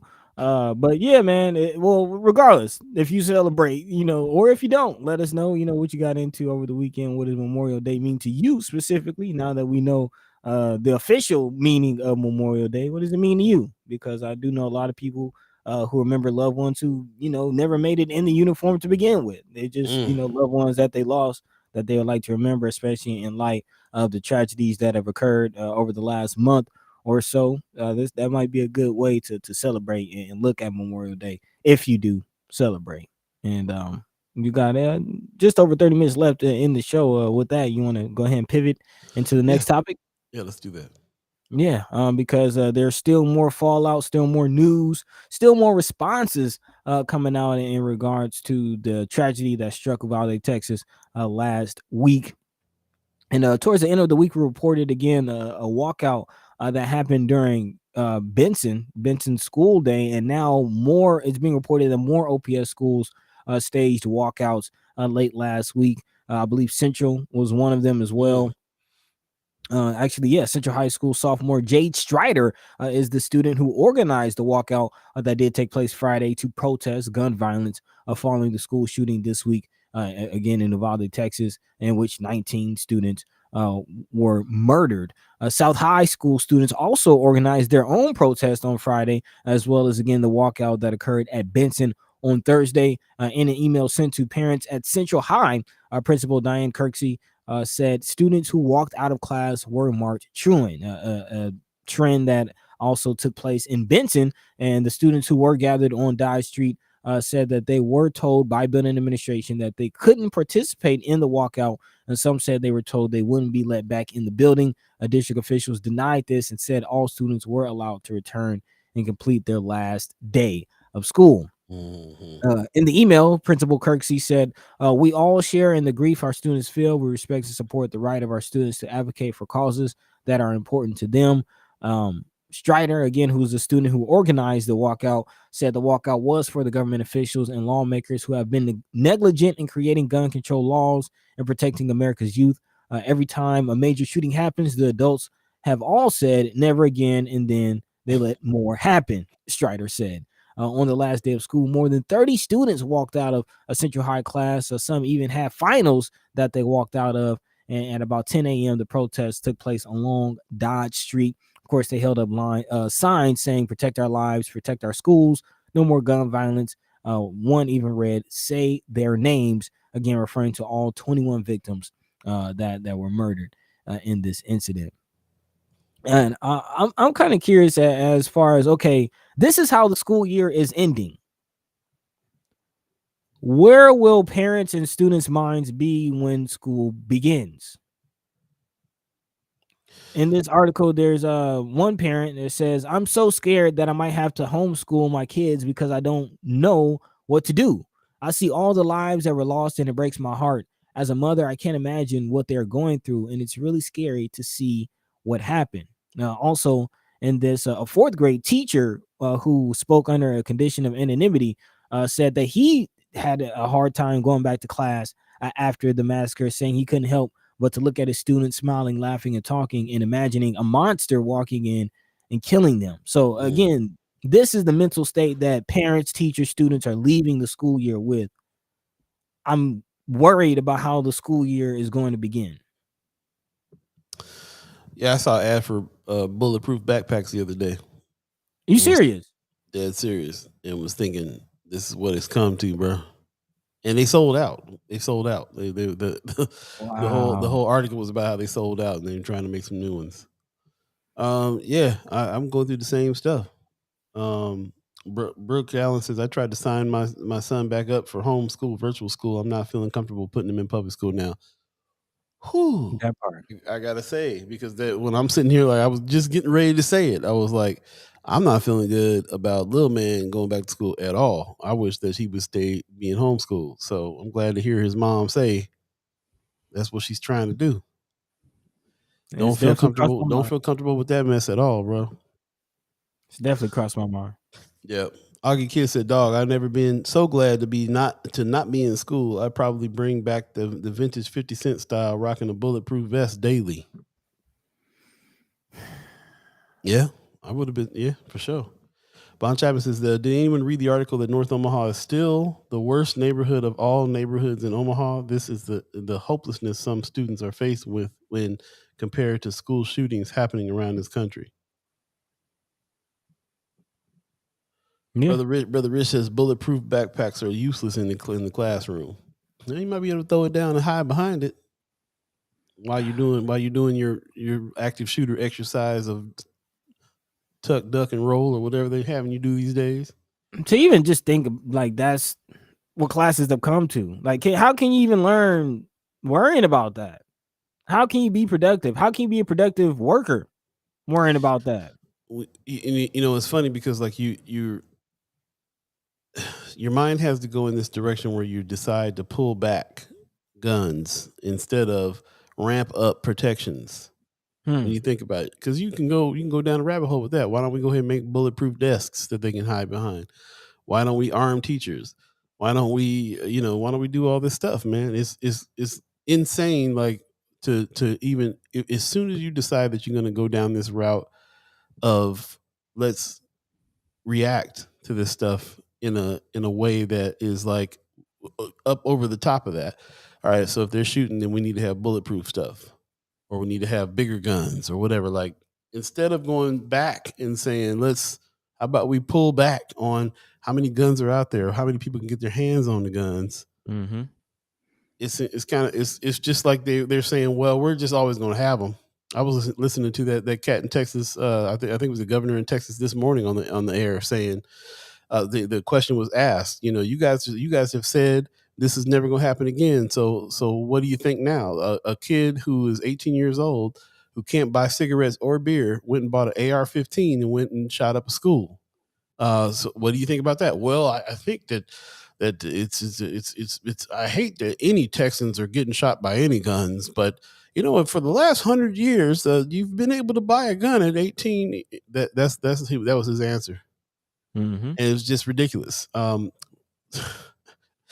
It's crazy, man. Mira Sanchez in the chat is saying those Texas police are cowards. They would rather use their guns to keep parents out than to go in there and use their guns on the perpetrator. Before I get into Brooks' comment, just want to comment on that, because the reason why we're bringing this mass shooting up again is because in the last 2 or 3 days we've been hearing stories. These stories that are coming out are that cops sat around for 19 of them sat around for almost an hour while this stuff was going on before they would go in. I heard a story about a mother who said, I'm going in, and got turned back around. She went around the back and jumped the fence and got in and got her kid and got out. I'm hearing stories about women that got detained trying to go in there and get their kids. They spent their time detaining people from going in instead of going in. Speaking of detaining people, I've also heard stories of ICE being not just Border Patrol, but ICE being on the scene. And again, Uvalde is a mostly Hispanic community. Bro, ICE shot the perpetrator. ICE. It was shot. I was ICE. That was ICE that shot the perpetrator, and ICE that walked the kids out. The parents started to rush the spot, and that's when the cops finally said, okay, well, we'll go in. ICE went in first. So and I've heard stories of police going in to get their own children and then stopping parents from getting in. Okay, there you go. So this is the reason why Biden came down. This is the reason why the DOJ is now looking into this. Department of Justice needs to find out why these tactics, bro. Why would you just let all these parents are on there saying it's because we're brown people? It's because our kids are brown. They did not have no sense of urgency for this whatsoever at all. Just hung around outside. Yeah. Brooks says, "Oh, go ahead." Oh well, you go ahead and finish the comments, because I did want to get into a couple of the other articles that what you just named as far as the Department of Justice investigation. Brooks says, "My concern is you can lock down a school, but most playgrounds are visible and accessible from the street. Anyone can access. My concern is the kids that are in school, which is how that kind of stuff is happening." Augie Kid says, on a similar note, I found myself at Von Mar last week and thought about just how widely spread mass shootings are across the country. It's thoughts that crosses my mind every time that anyone I know says they're headed to Vegas.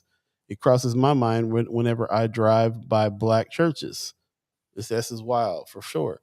It's funny that you say that too, man, because I was listening to a news piece on the Von Mar shooting again. That cat was 19 with an AR-14 as well. Yep. Brother Rich says the question that every media outlet should be asking conservative representatives is why this is only happening in the U.S. No one wants to answer that question. Man, and to that point, friend of First Guy, Paul Fielman released an article in the Omaha World Herald that I wanted to dive into. Yes. Again, Paul Fielman, as we know, advocate for Nebraska prisons and is definitely one of the most adamant advocates for prisoners and prisons in the state, but he's also retired licensed mental health therapist. And he brings up some of the things that Augie Kid was just alluding to. He says, as we contemplate recent events, we cannot forget Nebraska's own gun mass shooting history. Going back all the way to 1992, an adult male brought a military assault rifle into UNL Ferguson Hall and attempted to massacre students. Unfortunately, his gun jammed and he was arrested and determined to be not guilty by reason of insanity. He is currently under long-term supervised care for severe mental illness. Fast forwarding to December 2007 at Von Mar in West Roads. Again, Paul says, my co-worker's wife and another co-worker's mother-in-law were among 8 people that the 19-year-old shooter killed before committing suicide. The weapon was used was a military assault rifle the shooter stole from a family acquaintance. He carried large capacity magazines and carefully scouted the site before the shooting.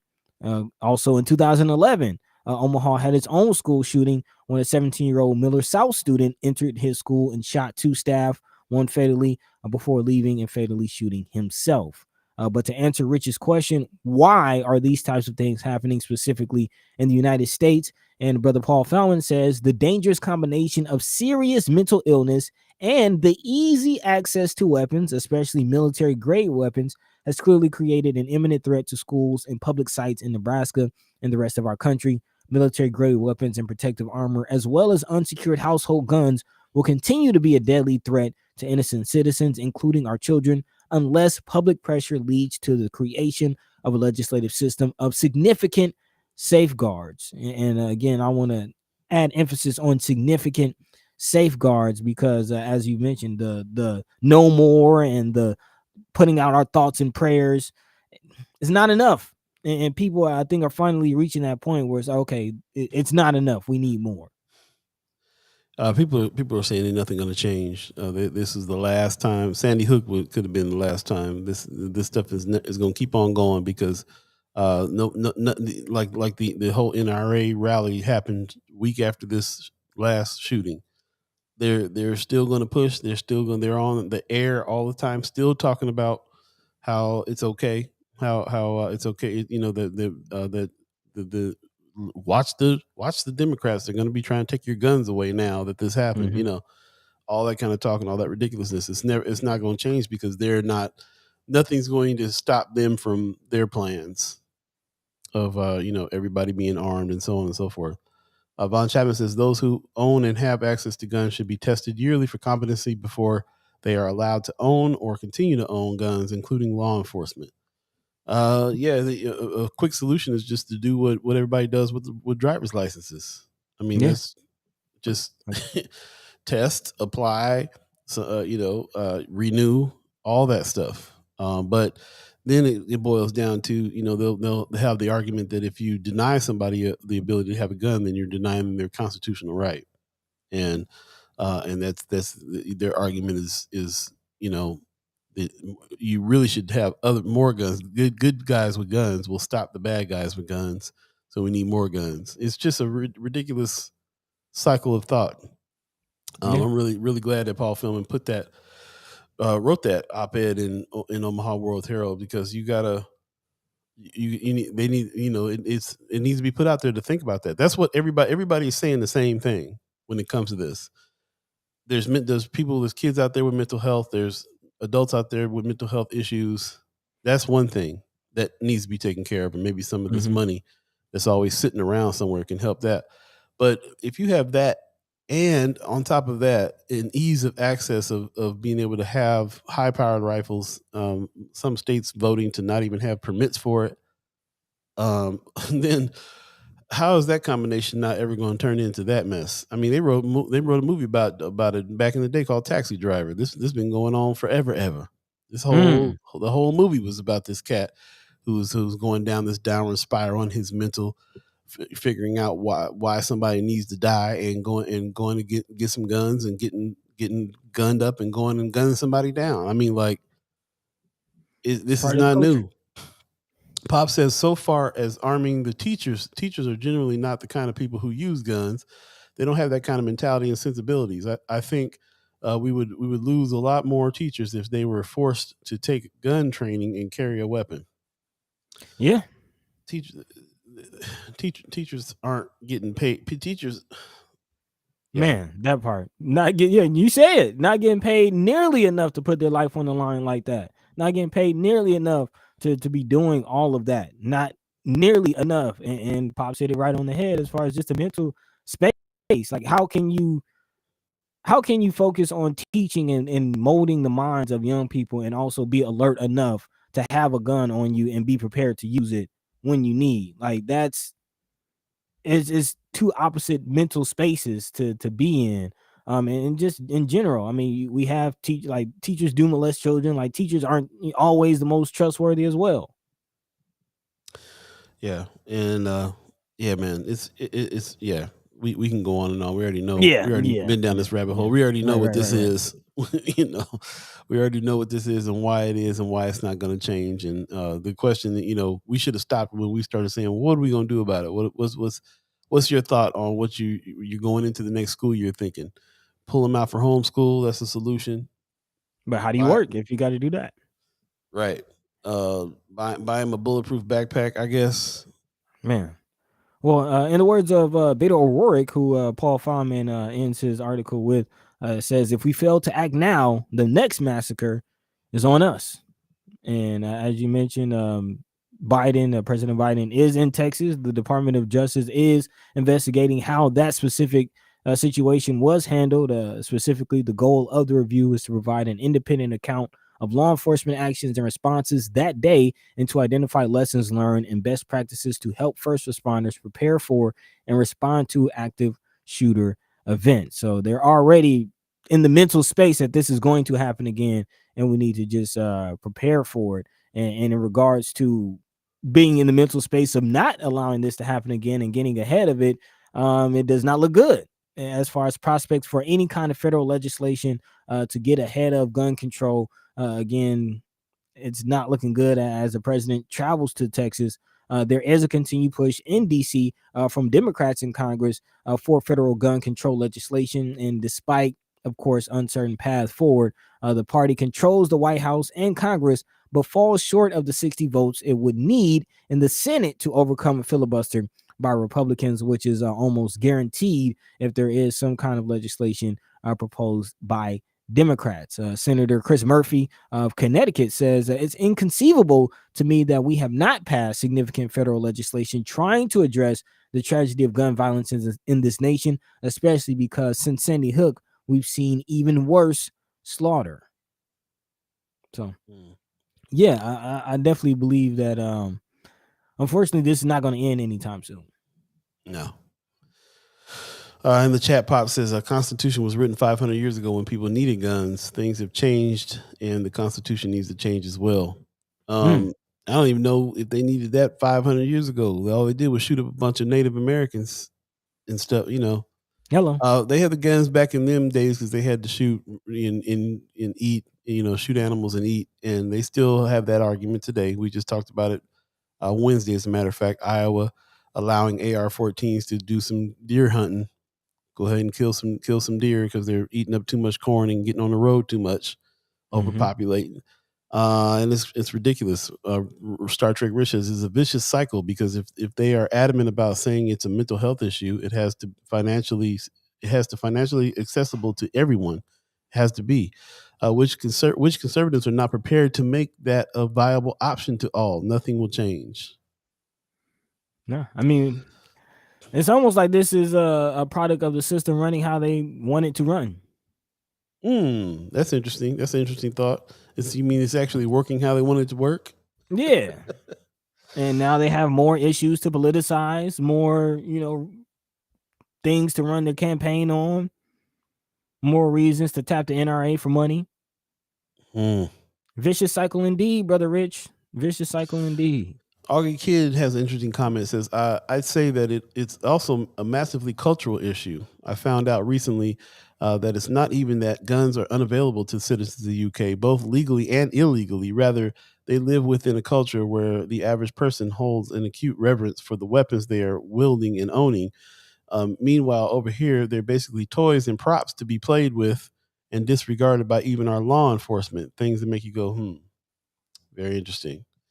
In reply to that, Facebook user says, I lived in Canada for a few years. In 6 of the provinces, I was around interesting people, and although they did have guns, there was a different vibe about them, and there wasn't just shooting. If they were used, it was planned, and there were no accidental victims. In fact, the incident was very pointed to give a message, unlike here. That's Erica Felt. What's going on with you? Good morning. Also, before 911, you can get through Canada borders unnoticed. There was more violence in border cities like Vancouver, British Columbia, and Toronto. Once they closed the borders, that cut back greatly.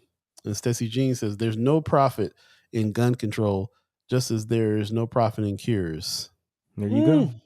There you go. Y'all be telling the truth. One thing the Lord loves, and that's the truth. Tell the truth, shame the devil. Hey, let's go take a break, man, and smell the coffee beans here. Get off this a little bit if we can, and jump into some more stuff. We got some haps coming up here pretty soon, so stay tuned for that. It's always a good time to talk about a little bit of haps and things that's going on too. So appreciate everyone that has tuned in so far. If you're on Facebook, please do us a favor and share the show. We still want people to be able to check this out. Even if they're not chiming into the chat right now, they can go back and watch it. You can go back and watch all episodes on Facebook or YouTube. Stay tuned. First Sky Omaha Radio, First Sky Omaha in the morning. In the morning. Paul B, Buddi3 Da Gawd, Star Trek Rich, all of you. Good morning, Zane. What's going on, dude? Happy tooth out days. And The dude. tell your mama to give you $20. We'll be right back. Stay tuned.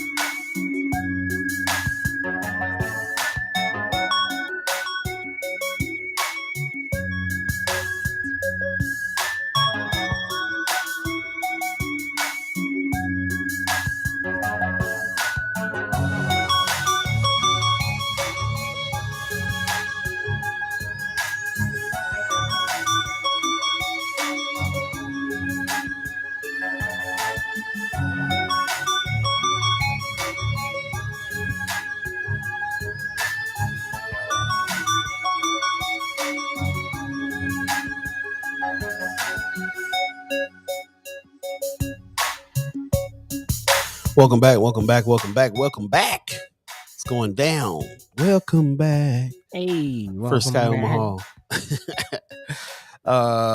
Yeah, man. Thank you for everybody that's chiming into the chat. It's a good morning on that. Zane says he likes Buddi the best because he looks cool. Hey, man. I'm supposed to be your uncle. That's cold blooded. That's it. Oh, hey, I got you. The dude. That's why you ain't getting $20 on for your tooth. Oh man.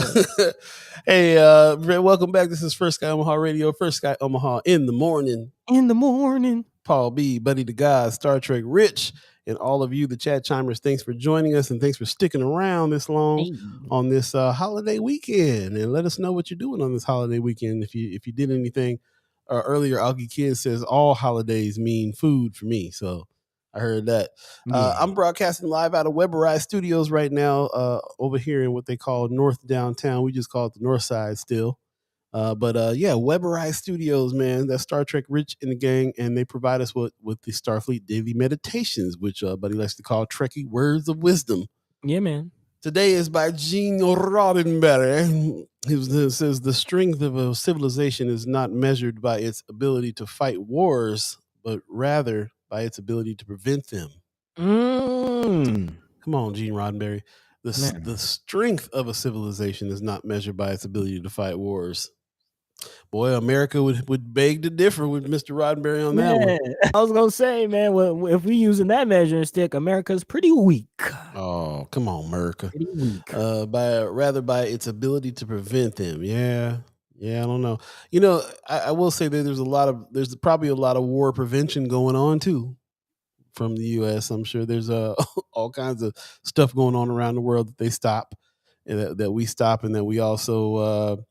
or people too scared to jump into it because they know we tear a place up, we tear the club up. So, but at the same time, how many conflicts have we started?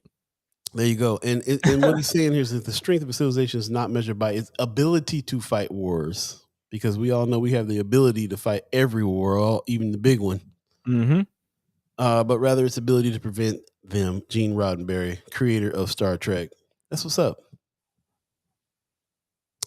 So that's what's up, and there's wars going on all the time. We haven't talked about Ukraine in a minute, but that's still going on.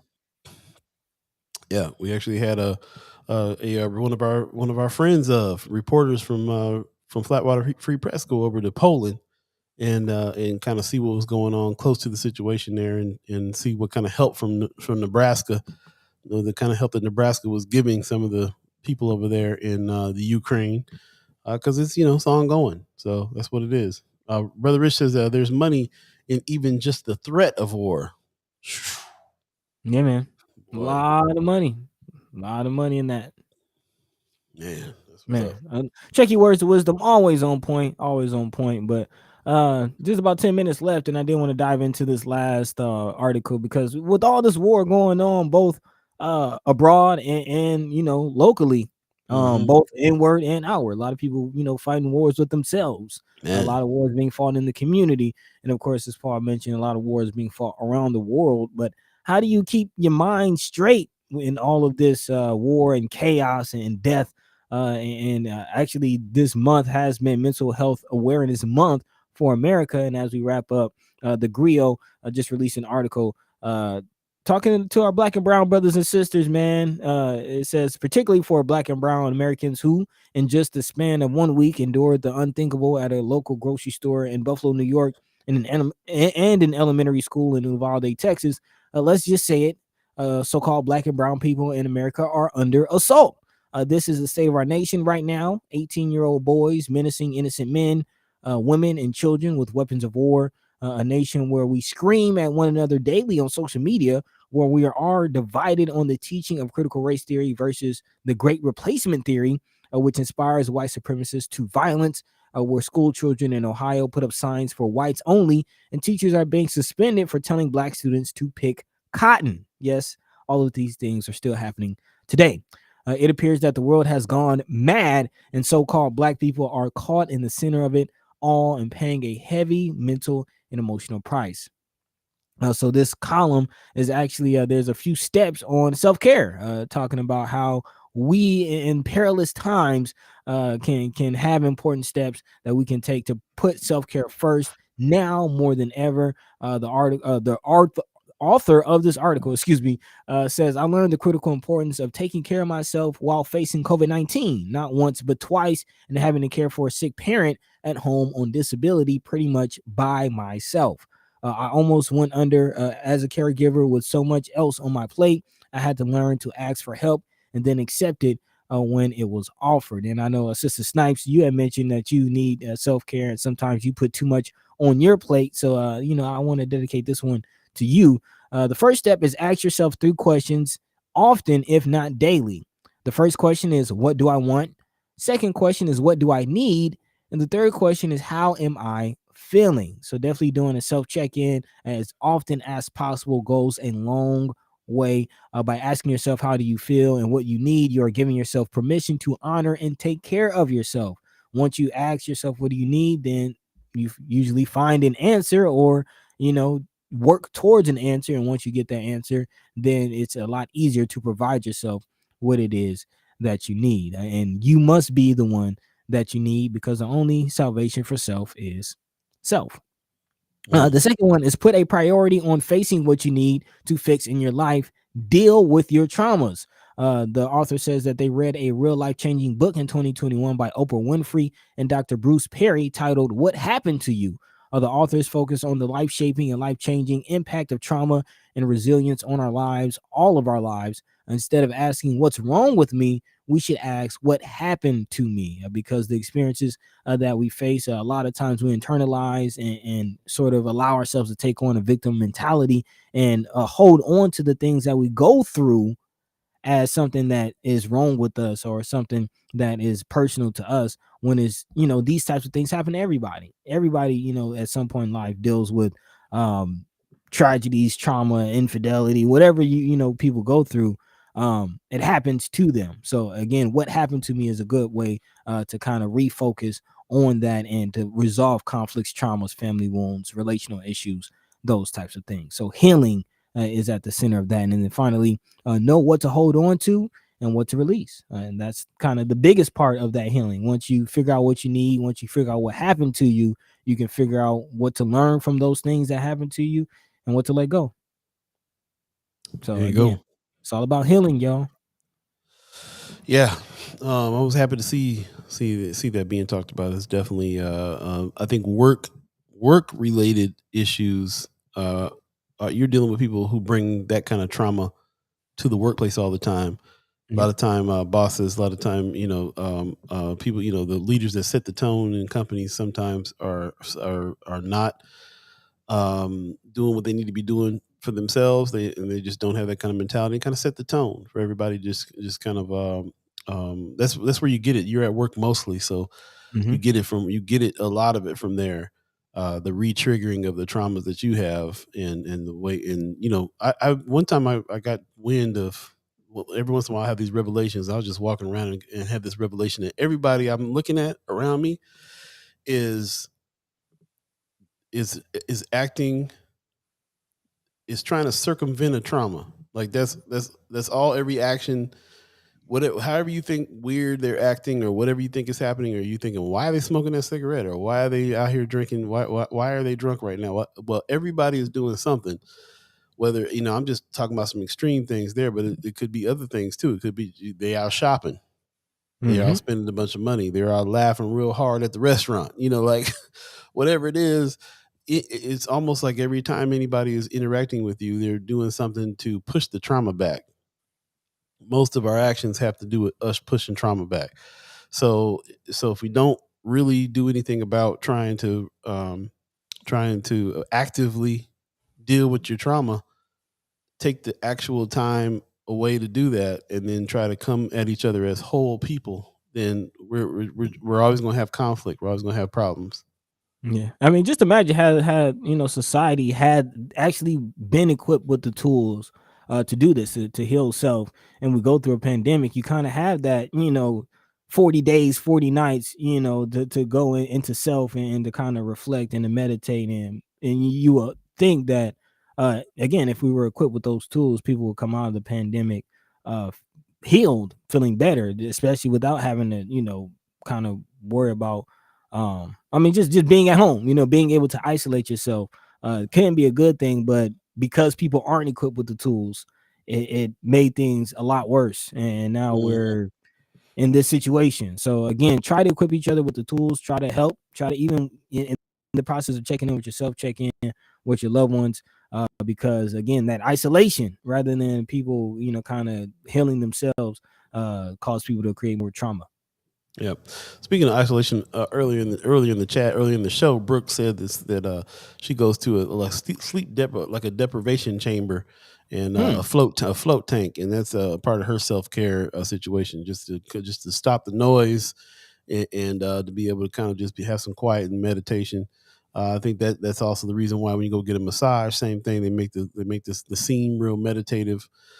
People talk about meditation all the time as part of it. Even 15 minutes a day will do you some good, just to try to drown out the noise in your head, and get a different perspective on things. Lots of things that we can kind of do. Pops gave a good suggestion to put yourself on an information diet. Quit looking at so much news, so many things that upset you, and taking having some isolation in the right context could also help, but also being able to spend time with loved ones, with all those things, those the kinds of activities and conversations you can have with loved ones that are upbuilding, that helps. A lot of those things. Von Chapman says, when I became disillusioned by what was happening in the world, I go pick up my guitar and get lost in my music for a while. Thanks to Paul's great grandfather, who encouraged me, and others like me, I never would have had that outlet. That's what's Man, up, that's man. beautiful. Did not know that. I appreciate you saying that. Brooke says, also takes all pressure off your body and helps with muscle pain. Talking about the deprivation chamber, the sleep. Yeah. The float tank. Gotta go check that out. It's definitely here. Society wasn't equipped with those tools because of opposites, denial, and privilege. Talking about Mayor Sanchez talking about all the reasons why. So yeah, man, there's a lot here. Instead of amplified, many people unresolved trauma, and strangers have paid for it for sure. Work people being that tone, and some people bring to work the energy to cause harm.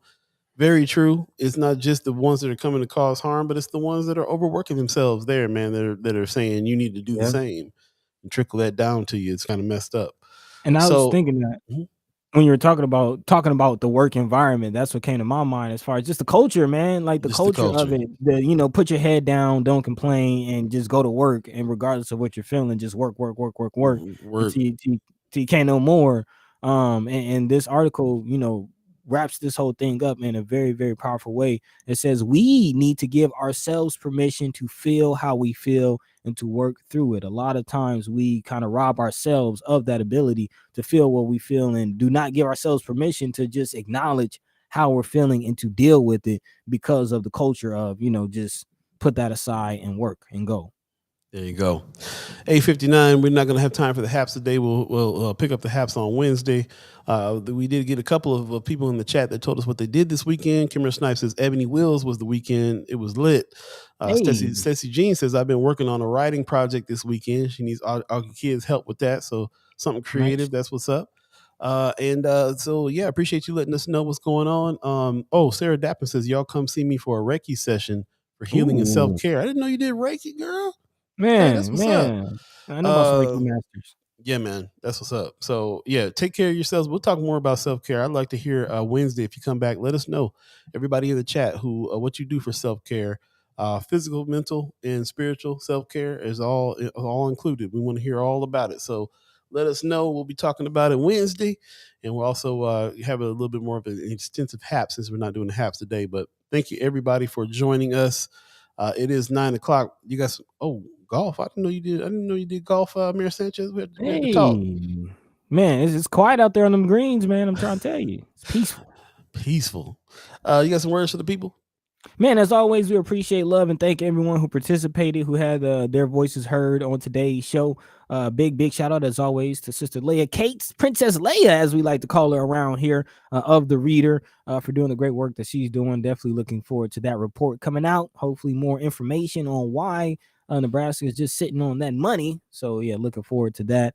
Also, big shout out to all the ghost listeners, the first time listeners, last time listeners, for just chilling in the cut, doing what you do, going about your day and listening. We appreciate you. Again, tell a friend and tell a friend, spread the word. We are continuously growing and expanding. Again, make sure you check out our YouTube page, like, subscribe, share, all that good stuff. And until next time, Paul B. Yo. Take it away. Hey, man, me and Buddy are just trying to be like turtles.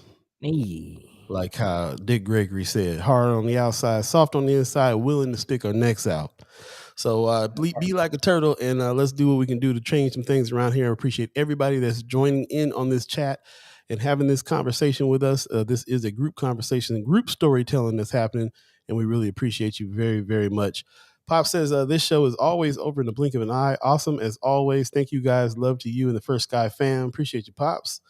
Also, Stacey Jean says, great show. Thank you very much. Miss Erica Fell says, everyone keep your space. Be mindful that not everyone needs total access. I heard that. Drink your water and be good to yourselves. Glad I caught at least the last part of about self-care. There you go. Appreciate you very much. Brooke says, good show. Chelsea says, oops, slept in, sad I missed the show. You can always go back and check us out on the Facebook page or the YouTube page. So definitely check it out if you can. But good morning to you. Vicky Young says, all right, turtles. And Brooke says, Zane said, good job. Well, thanks. I'll tell Buddy good job for you.